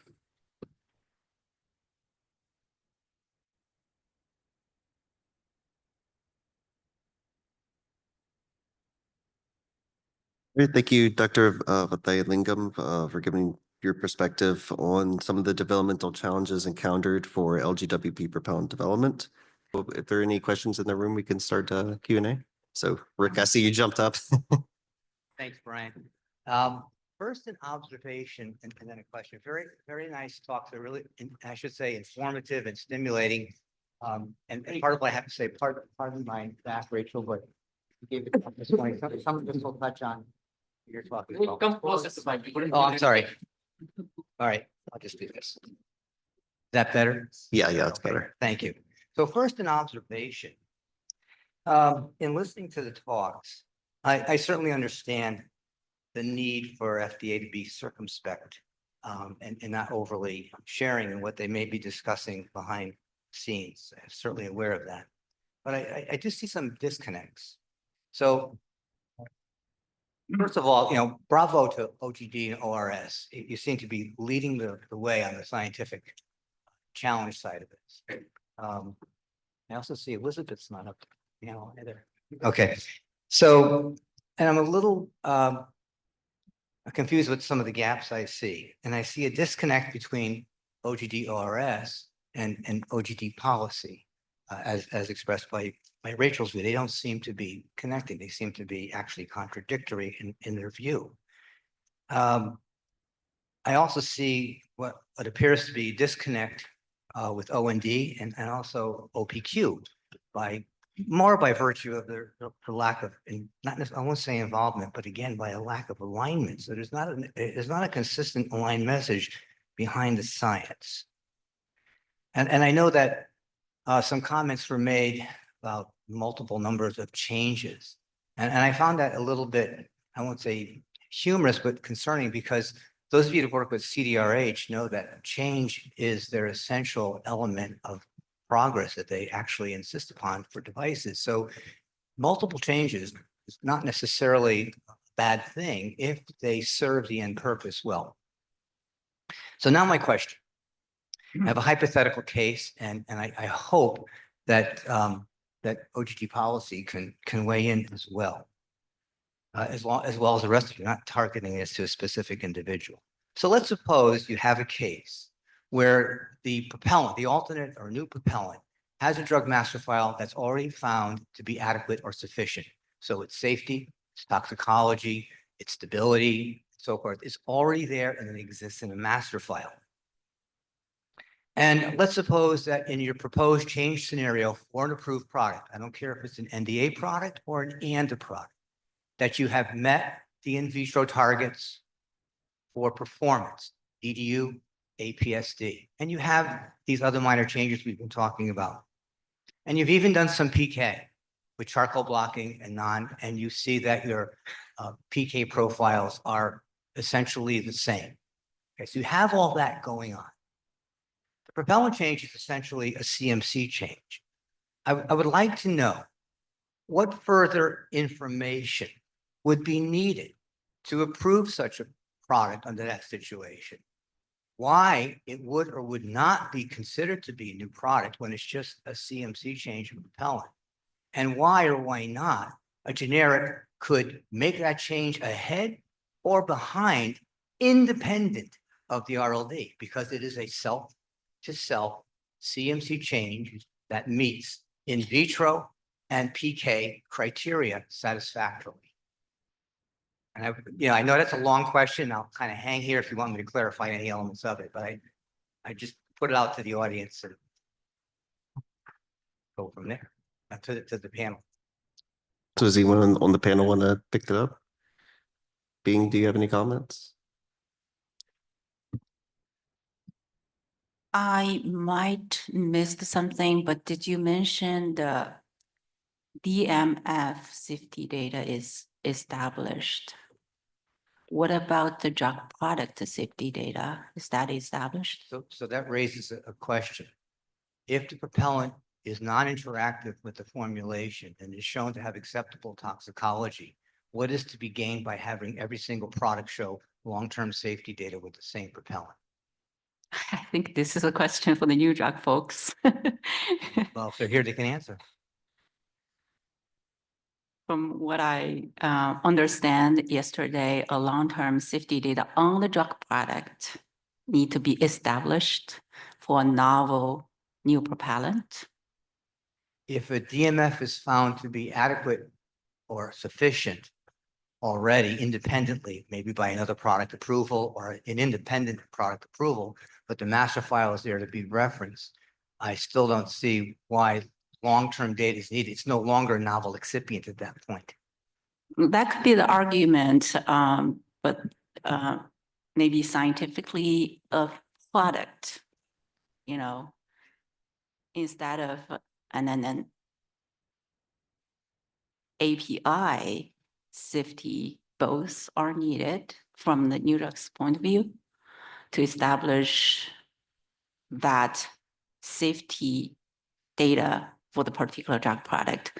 And that data could be adopted down the road for the a generic product to reference as the safety data to develop the generic drug product. Point taken. Let's suppose that exists in another product unrelated. So you're doing, say, albuterol, and this is a steroid, and it's already been established for that product.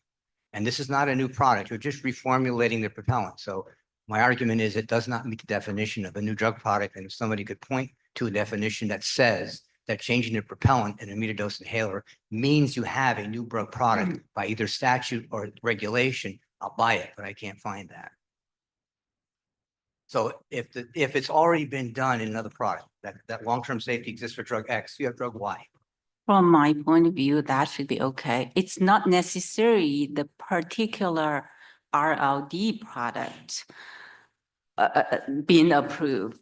The safety data, in my point of view, could be established on the drug product, which utilize the same propellant, the new propellant, but and then the generic product can reference that safety data, the clinical safety data, to copy their product, to develop their product. That's my point of view. I appreciate that very much. Thank you.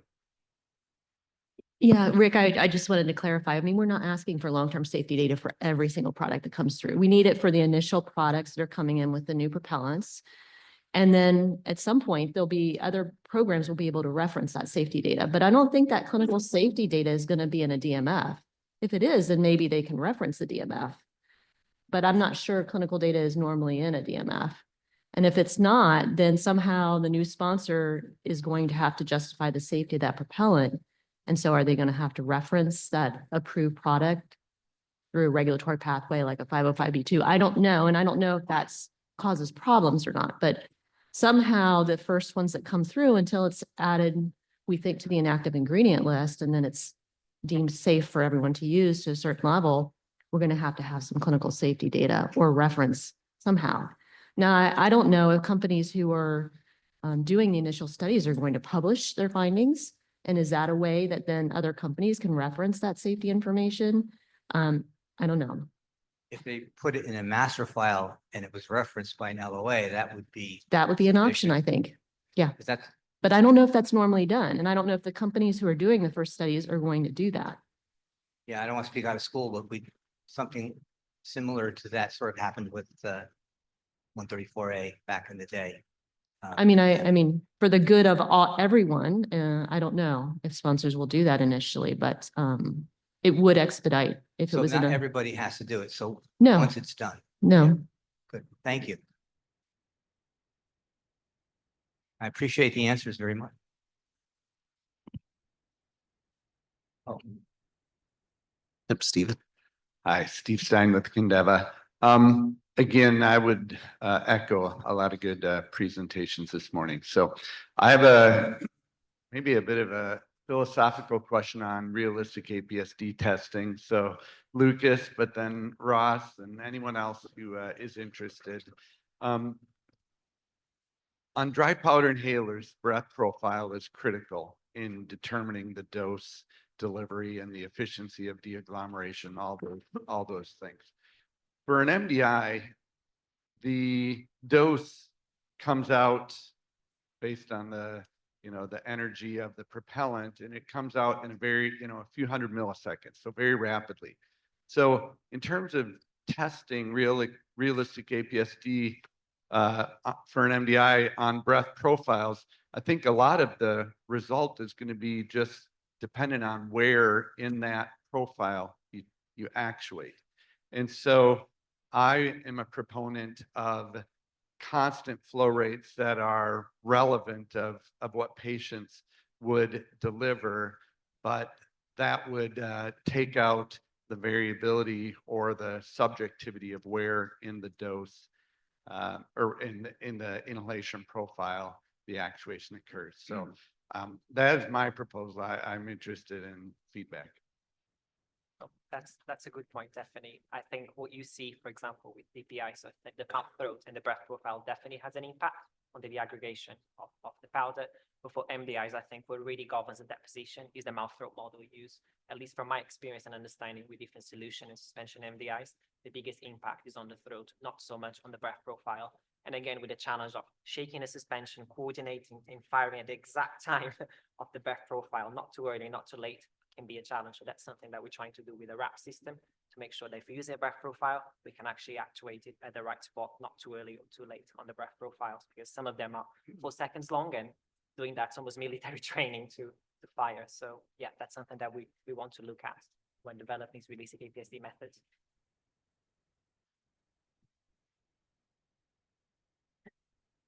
I mean, I'll speak on this, but I'm sure Bryan will have more to say on it. But I understand your point in that it comes down to more to variability of the use condition, and that depending on where you inhale in the profile, that's maybe where more of the variability is coming from. And from a bioequivalence perspective, we tend to not focus on the user variability because, of course, we know there's so much variability in how a meter dose inhaler can be used. So I understand your point of view, but I know that Bryan and all of my other colleagues in Division of Therapeutic Performance have thought about this a lot. So maybe you have more to say on this topic. Yeah, no, I think that's going along the right direction. I mean, we're typically trying to utilize that study design to be a bit more biorelevant compared to the typical APSC study that uses the constant flow rate. So, and trying to understand the variability that the patient's going to bring into this, so their mouth, throat anatomy, as well as their inhalation profile. The idea is to still utilize that information and design the study so that it's going to give us, a clearer picture of what's going to deposit in the lungs. And, we're trying to use the study design that's, most correlated or has, some basis for in vivo data, and that there's not always as much around for being able to show like where the correlation is, but we're at least with the inhalation profiles that provides, presumably a better correlation to whatever in vivo data is available. And, we understand that, this adds additional complexity to the study design because it's adding additional conditions. And so that makes the study essentially more, a larger study. It's more timely and cost. So we've included our recommendations as more of a bracketed approach so that it's trying to encompass the variability that the indicated population might have when they're breathing in, as a way to, if we don't necessarily have exactly what's like the strongest correlation or where the in vivo data is going to have with in vivo deposition, for instance. And then you could, by doing the high and low or weak and strong flow rates, the presumption is that, you're capturing whatever variability is going to come from the inhalation profile for this. Granted, with the DPI, there's a lot more that goes on with that for airflow. So we understand that's critical for aerosolization for a DPI. And MDI, it's still, you have the meter dose inhaler, it has propellant that gives the energy and all of that. But it's just, we're trying to capture, again, what influence the patient's going to produce their variability in their flow rates, and try to get a more accurate picture from the deposition. This is Kalpana Vanam from Lupin Pharmaceuticals. I have two questions. One is, What I had seen that in during the presentation, first of all, I really want to thank all the panel members and presenters. Really, a lot of information. We're also trying to digest and ask the questions. One of the question is, one of the panel members presented that if NDA holder can file a new NDA with this green propellant, and what would happen to the current NDA at the time once they have the approval? Would they withdraw it? What does the FDA take action on? And following that, what would happen to the generic product which referenced the currently approved product? So it is a question we have, is what would happen to, and especially some of the, life-saving drugs. What would that cause to that drug product? And does that lead to a drug shortage? That's my first question. Second question is, generic presenters did present that it looks like we have, generic sponsor has to wait for the NDA to get approved with this. And my question to the agency, did the agency consider that the timing, once they get approval, the generic sponsor has to conduct the studies, get it approved? And what does that mean to a generic product coming with a green propellant? How long that will take, and what will happen to their existing product?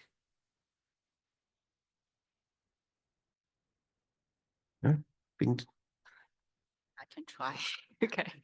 I think once an NDA drug product is approved, then the propellant, the particular propellant could be listed under the IIG. And then that data could be utilized for the generic drug product to develop the generic drug product, removing one of the barriers for generic drug product approval. In addition, once NDA product approved, if it is the reference listed drug product of the generic drug product company wanting to pursue, then they can use that as their reference product, new reference product to copy. And the third condition would be the third sort of procedure that generic drug product needs to do is, utilize the approach mainly presented in our PSG and conduct the bioequivalence study. I totally understand that would be the process, but I think, my question is the timing of having new generic entry coming in with the new green propellant, which is approved by the NDA. The timing need to be considered, because that can take 3-4 years by the time generic product comes in.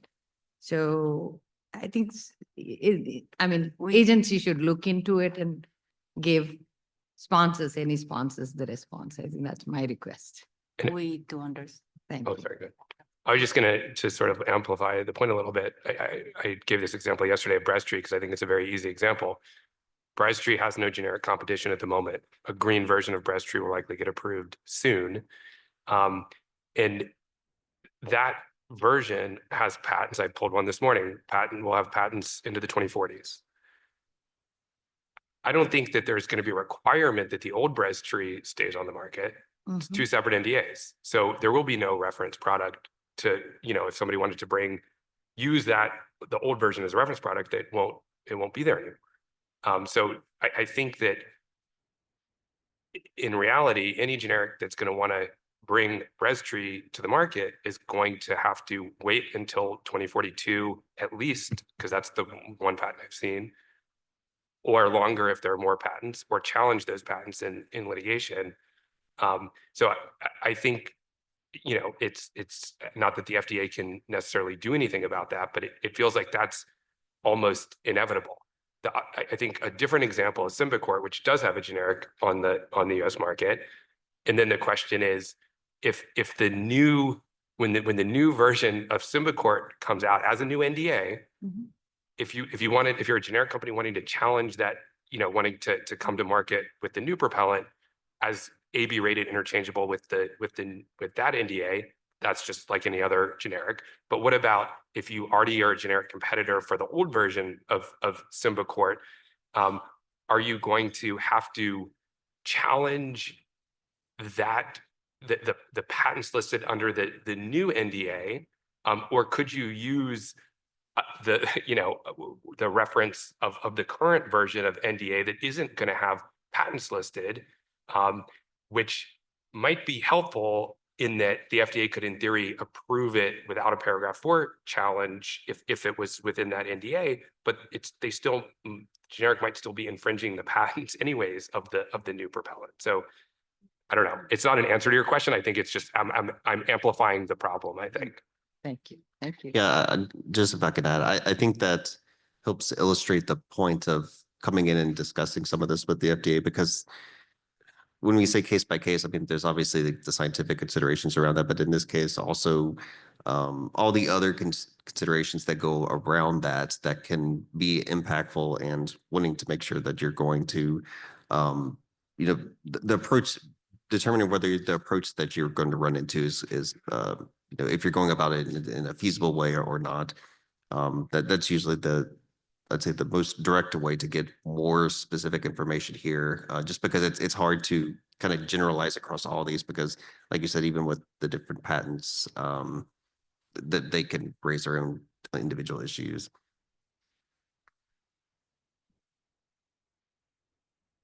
All right, next question. Yeah, hi everyone, Giuseppe here. I'll be Giuseppe from AAM. Nice to see you all. Thanks for presenting. I'm presenting last today, and I will absolutely have nothing new to say. The one thing that was going to be new was about this part, since we're talking about it now. And I will say this: I think I may never have said this before in my life. I think we need more lawyers here today. That would be important. But regarding the reference, if there's a new NDA. All right, I'm not a lawyer. There's new NDA, and even if the first RLD is requested to be withdrawn, it could go into the current one, could go into the delisted, right? Could maintain Orange Book listing on the discontinued list, as long as the FDA makes a determination that it wasn't delisted because of for safety and efficacy reasons, right? So if it's in a discontinued list, can that still be maintained, and can the generic product stay on the market and/or other reference that product on the discontinued list? That I'm not sure of, and I was actually going to bring up later today. But that would maintain, Kalpana, your question regarding that's a possibility versus having to develop a whole new product with a new RLD. So I don't know, and maybe some lawyers here do, but there we go. There's a few that might work.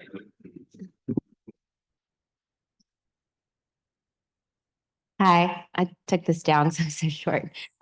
Christy Sadramilli, Johns Hopkins. I think I'm mostly here in my role as the chair of pediatric advocacy at the American Thoracic Society. This has been a fascinating meeting, and I wanted to make one point, and then I do have a question. So I'm a clinician, also a researcher. I work with a lot of kids with asthma and other pulmonary conditions where MDIs are really our best option. And this is from birth to age 21 is my patient population. So it's our young patients, it's people with trachs, it's people with disabilities, who can't form a mouth seal and do a strong inhale. A lot of my practice has to have MDIs.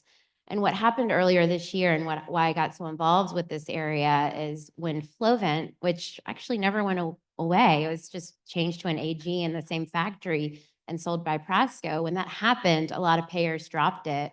And in my practice, we saw a lot of chaos. So a lot of re-prescribing, a lot of prior authorizations.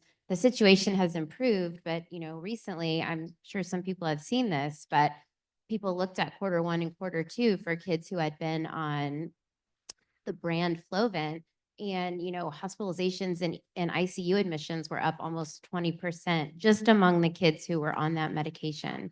I expect that it's improved a little now, but the point of this is it was really a wake-up call for me and others in our field of how dependent we are, in the class of inhaled steroids only, which is more appropriate for a lot of our younger patients than like an ICS-LABA, for example. We have the AG for Flovent, we have fluticasone, we have Alvesco, which is 12 and older, and we have Asmonex. And we learned that the Asmonex factory could not make enough to make up for what was happening with Flovent. So it's such a vulnerable system. And so I guess my question is, as we think about, and I don't know all the mechanics of this, but when a smaller company that makes generics like Prasco are they going to be able to navigate this NDA, or will they choose not to? And I just wanted to like add something about the prescriber voice and the patient voice, especially for kids, because this meeting is so important for kids.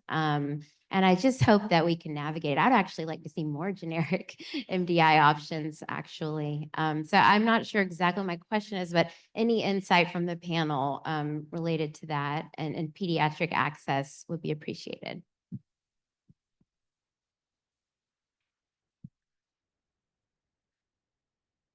Morning. So I'm Andrew Clerman. I'm a clinician, work for the FDA, work in OGD. I'm glad I got a clinical question I could speak to. So I definitely, I followed that Feldman story very closely. And unfortunately within FDA, there isn't very much we can do about that. But I will say that kind of the best thing we could do is try to be as transparent as possible and get more generics and more access to these types of medications and do things like this where we kind of air everything out and do the best we can. But I think that we're working very hard on the scientific side, but there's certainly a lot kind of on the policy legal side that is confusing and to some extent is above our pay grade, and we kind of work within the system we have. So yeah, unfortunately, I can't give you a better answer, but clinicians like me pay very close attention to those sorts of stories and recognize kind of the urgency when those sorts of things happen. And I'd like for us to be able to better anticipate when they're going to happen so that we can kind of think ahead as to how we might mitigate that. Thanks. I would just also add, as a pulmonologist and a policy person, who follows the inhaler space really closely, I've been really, really impressed with everything I've heard from the FDA, all the clarity, all the transparency around and all the efforts to make this process smooth, streamlined for generic companies. But as you can tell from my last comment, I'm worried. Like, I think that the FDA can only do so much. And I think at the end of the day, we're going to see patents listed on brand name products, and it's going to be hard in a number of cases for generics to get to the market with these, even with these streamlined pathways. And maybe, I don't know, in 10 years, we all get back together and I'm wrong, and that's great. I hope that's the case, but it just feels like there's more that has to be done at sort of a broader policy level outside of the FDA.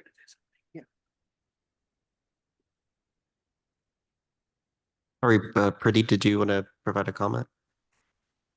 Yeah, if I could add, I know that it's a little bit of unconventional, but I think I feel for the kids when the ICU hospitalization is going up by 20%.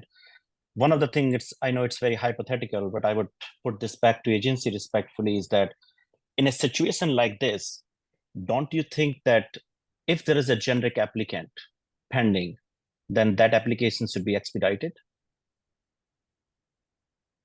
in a situation like this? Because that's one way of helping the practitioners, right? Because prescribers are not covering because the brand has been has converted into AG. So I think the least we can expect from agency is that if there is any pending generic application to this product, then that should be expedited. Yeah, just theoretical. Right. So as Rob Lineberger was mentioning, I mean, under like extreme circumstances, I think there's mechanisms in place that can be used to speed up review processes such as drug shortages. But otherwise, you know, we utilize our GDUFA funds and such to make sure that our review process is as efficient as possible, and we provide as much guidance as possible so that companies understand a clear pathway and try to minimize cycle time for reviews. So, you know, we do we do have, or we would encourage, I guess, more communication beforehand, because that certainly could help speed up some of this. Just to try to alleviate if you're, what type of potential issues you could run into. I don't know if you had any other additional comment on.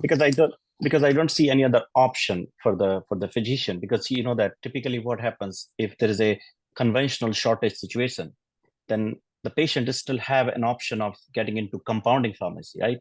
But in respiratory, there is no such thing. So the only option left is that how fast the generic application can be approved.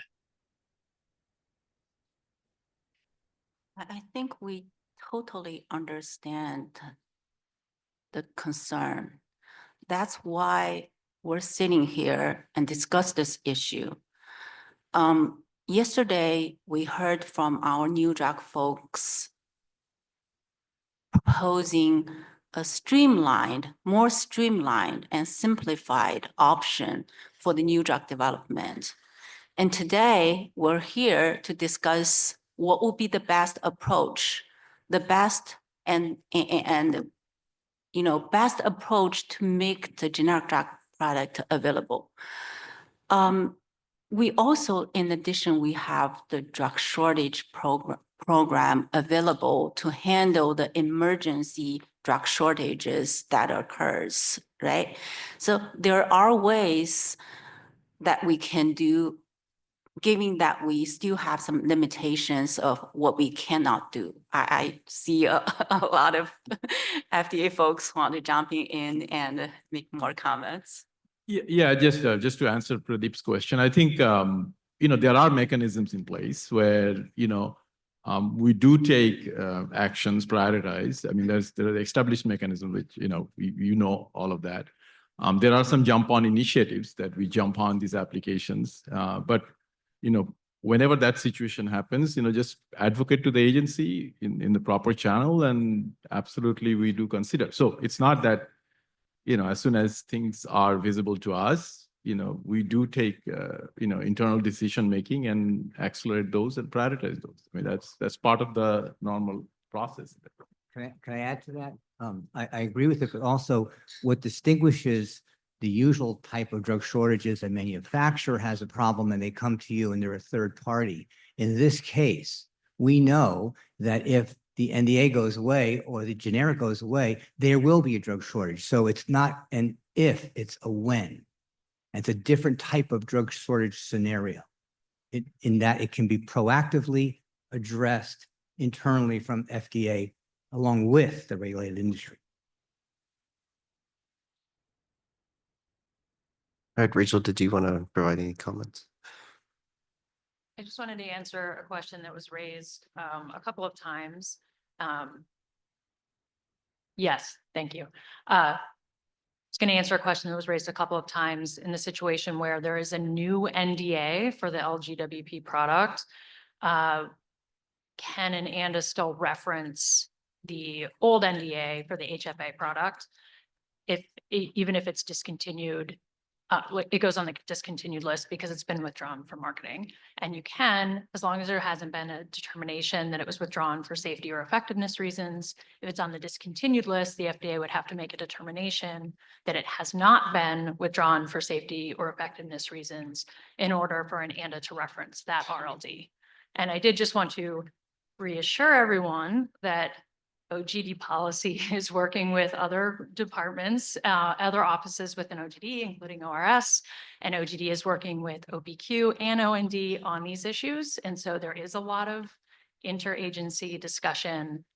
This is a very important matter we're all discussing internally. And Rachel, can I just ask a follow-up question that's related? So using the example of Symbicort. So if AstraZeneca, new NDA, new green version of Symbicort, and let's say they pull the old version, but there's currently a generic that's approved, a Mylan product. So and I think the answer to this is yes, based on comments you made and Elizabeth made, but the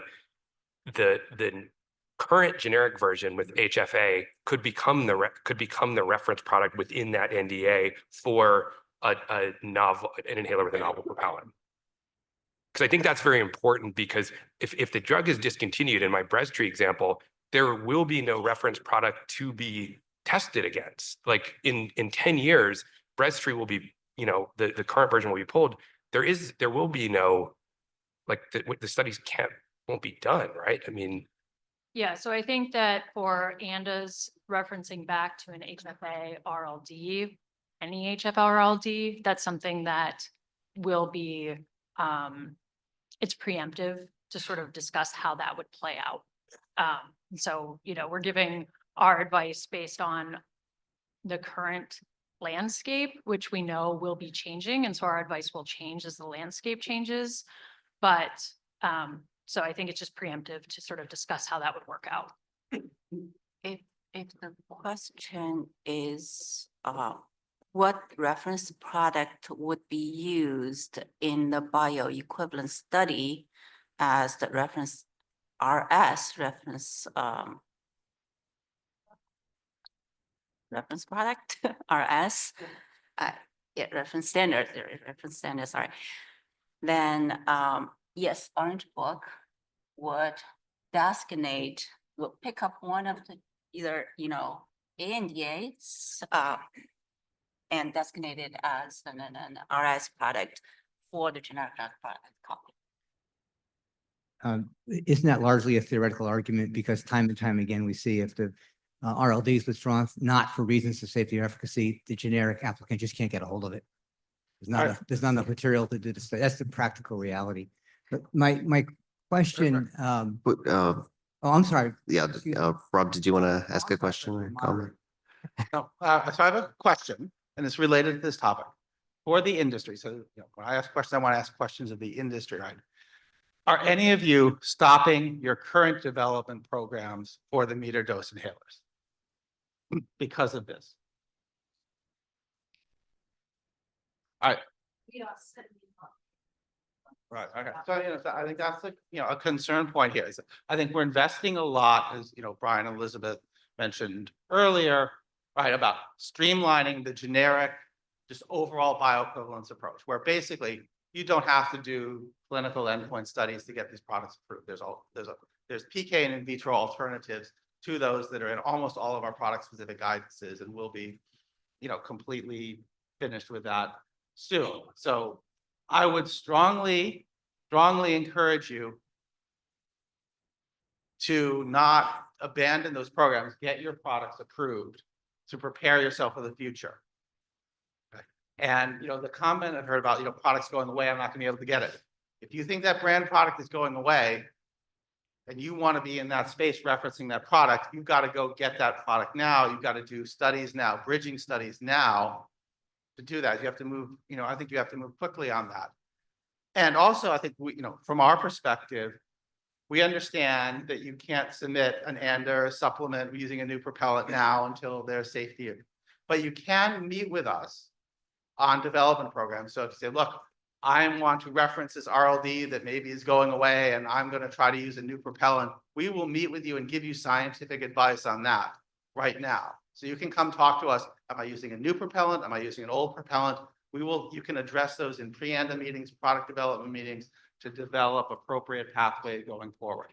You know, and I think you will, you know, you know, one thing that can lead to shortage is if the industry as a whole gets caught out where a brand product goes away and nobody gets a generic approved.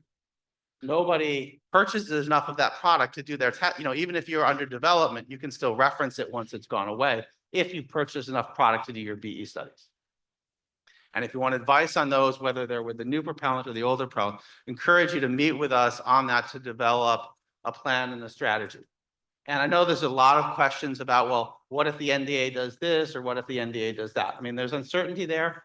There are constraints there that are out of FDA's control that'll depend on many things. You have to be prepared for sort of all alternatives in those cases and look at the different scenarios. But I encourage you not to, you know, as you heard about the importance of these products, drug shortages, right? If people just get paralyzed with, oh, I'm uncertain, I better stop my development programs. In 3 years, you're going to have worse shortages because there's no pipeline, you know, and I think we're really, come meet, if you have uncertainty about, well, can I transition? What's my transition pathway? If I get approved now and then need to move out of it. If that's a concern for your development program, please come meet with us to get feedback on strategies for that, because we don't want you to abandon this and have a sort of empty pipeline. And then the drug shortages that were being mentioned and their effect on pediatric populations, that's only going to get worse in 3 years if you're sort of waiting for new propellants and you sort of stop the development of the old products. It's not a phase out, so you can still sell these products, especially if they're medically necessary, right? So, think of the strategy and how to do that bridging, especially if you say, look, I can make a product that's bioequivalent to this current ROV. I'm like, go ahead and do that.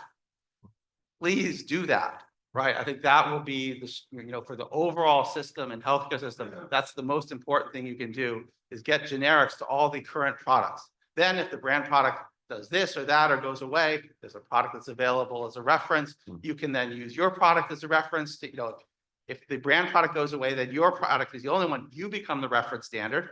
And then to make a change to your product, you compare to the current reference standard. That's your product, and you have the ability to compare to your product and transfer into the new propellant through that mechanism. But come talk to us on the strategies.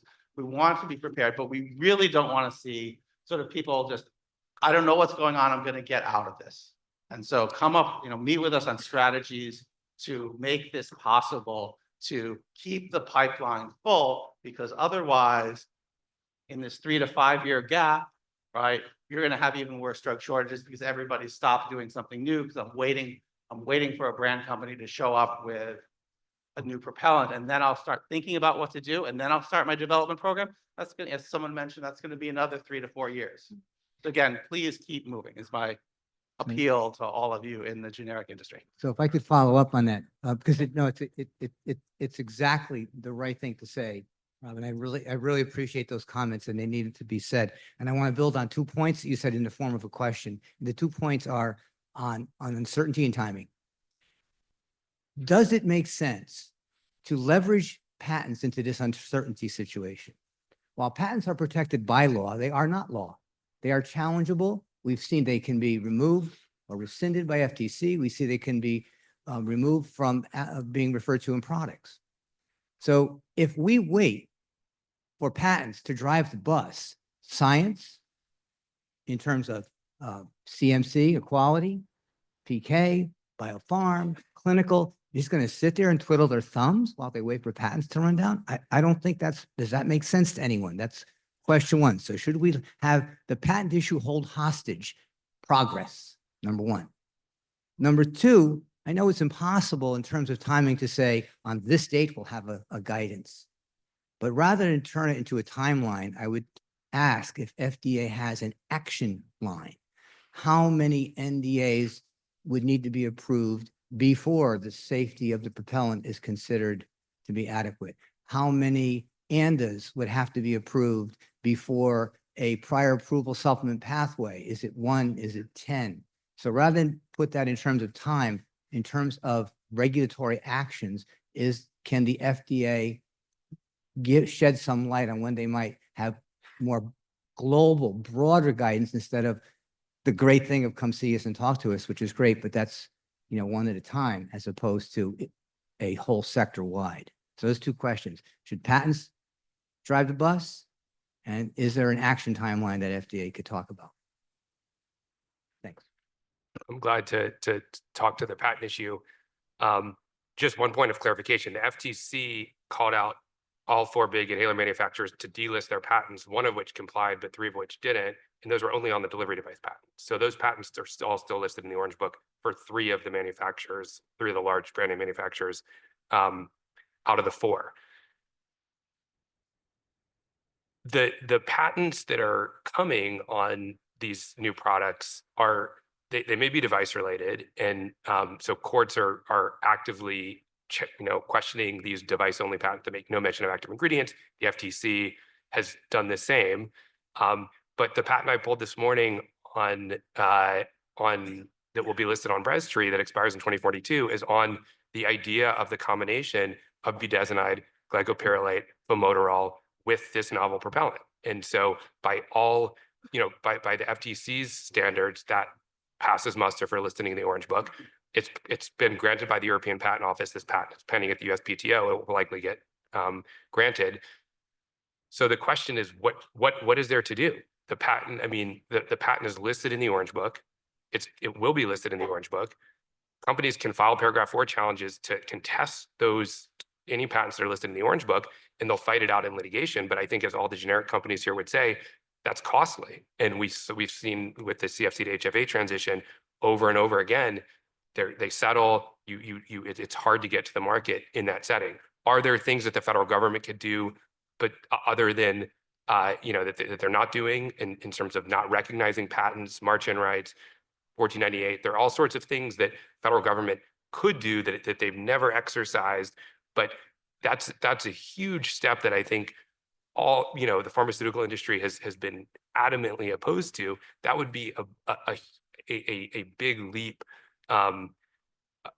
in terms of intellectual property in the United States that would have ramifications not just for inhalers, but for all pharmaceutical products and for patents writ large.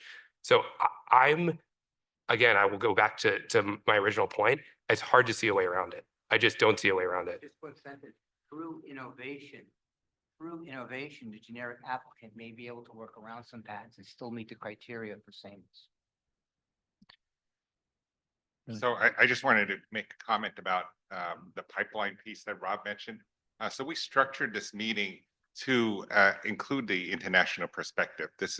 And currently global manufacturing of these kinds of products is global, and there's opportunity there to market products in the interim internationally, looking at other aspects for these products, looking at product approvals in other countries, et cetera. So you can ensure your marketability of your product as you pursue registration in the United States. So I think there's opportunity there, and we're going to hear from our international colleagues as well this afternoon. So just to put a little plug in there for our afternoon session. So folks online, do continue to join us.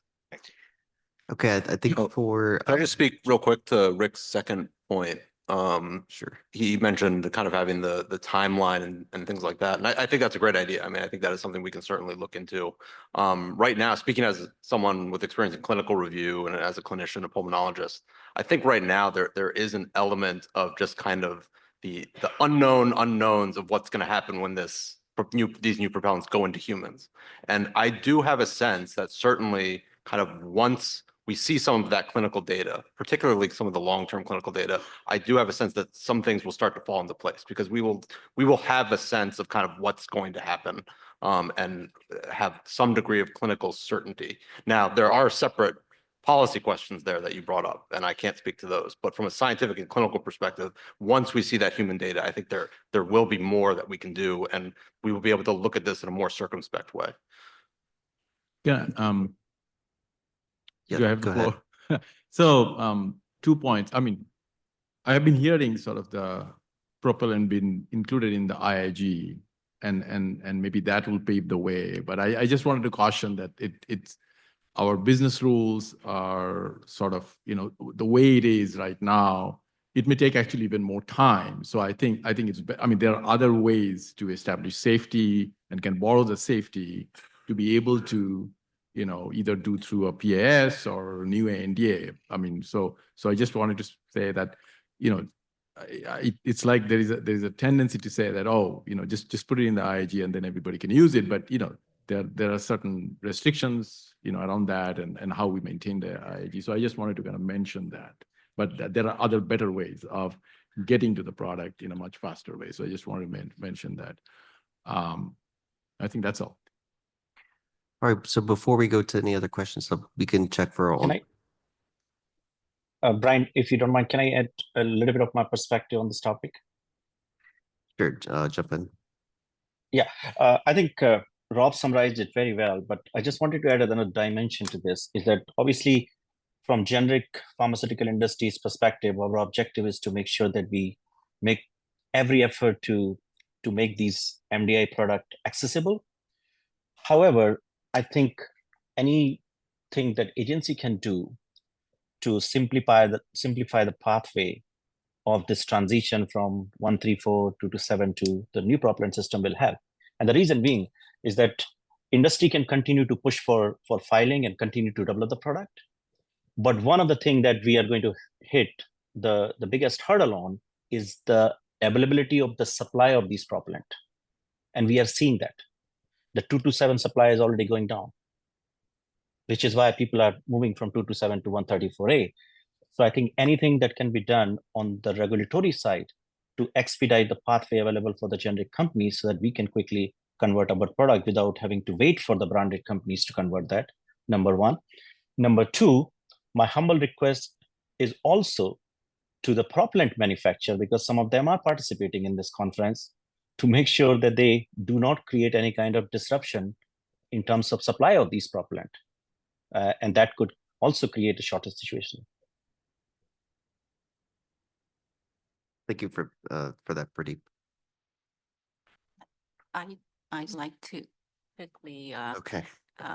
make a few comments. I think the patent issue is, I would put it aside because really it's not FDA's responsibility to take care of the patent side, right? But for generic drug product to develop the new propellant product, I think there are three key barriers that for generic drug products to develop the new drug new propellant. One is in the old paradigm, we ask for Q1, Q2 sameness. And from today's discussion, you see that we removed that barrier. Okay. Second is the availability of the RLD product.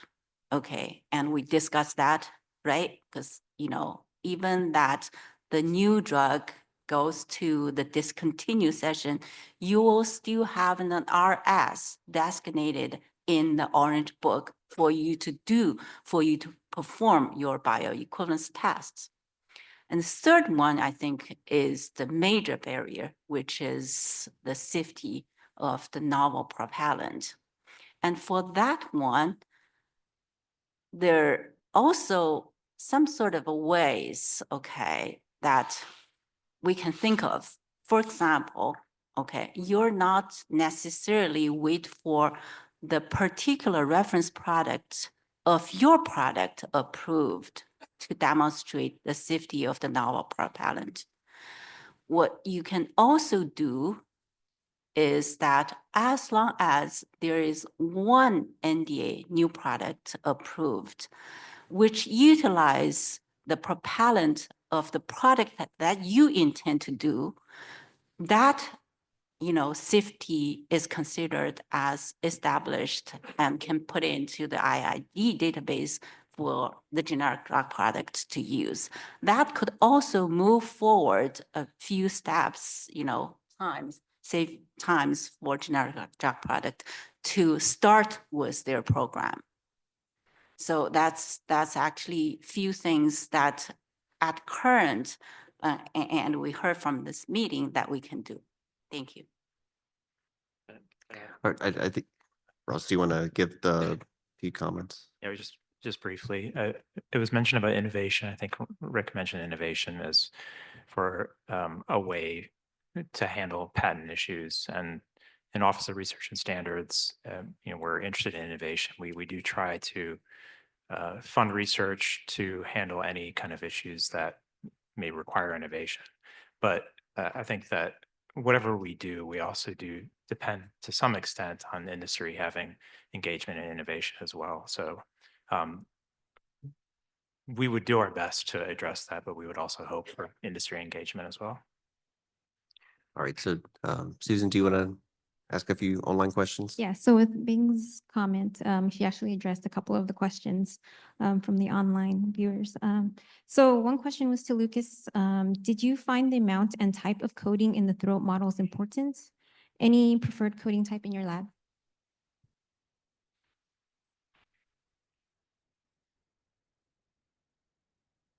Not particularly the amount, but the way you coat the throat. So that should be quite a specific procedure on how you really coat the mouth part and then the interior of the throat.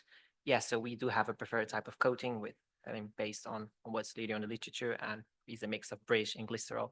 And we know that works quite nicely to capture the particles. Thank you, Lucas. So another question was, would generating safety data and performing clinical studies with the LGWP propellant provide any exclusivity to the drug product applicant?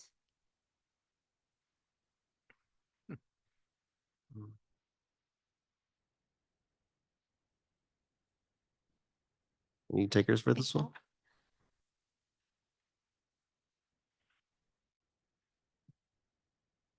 So I see Sally's coming up.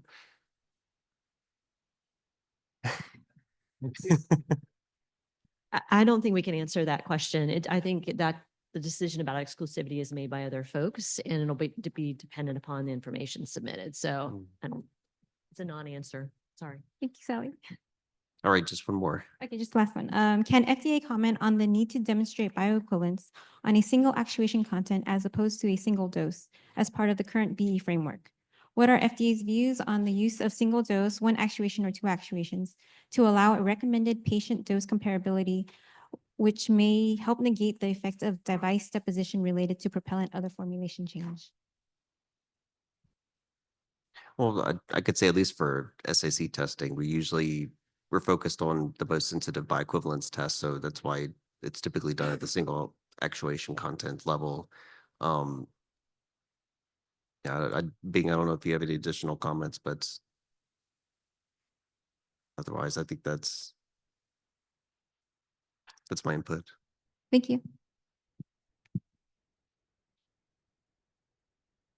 All right, sorry, I know we've gone over a little bit, so now we can break for lunch. So thanks everyone for this discussion.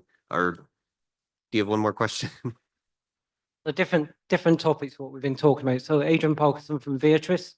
In Elizabeth Bielski's talk earlier today, she mentioned that dissolution is needed when bioavailability of the API is dissolution rate limited, which makes sense.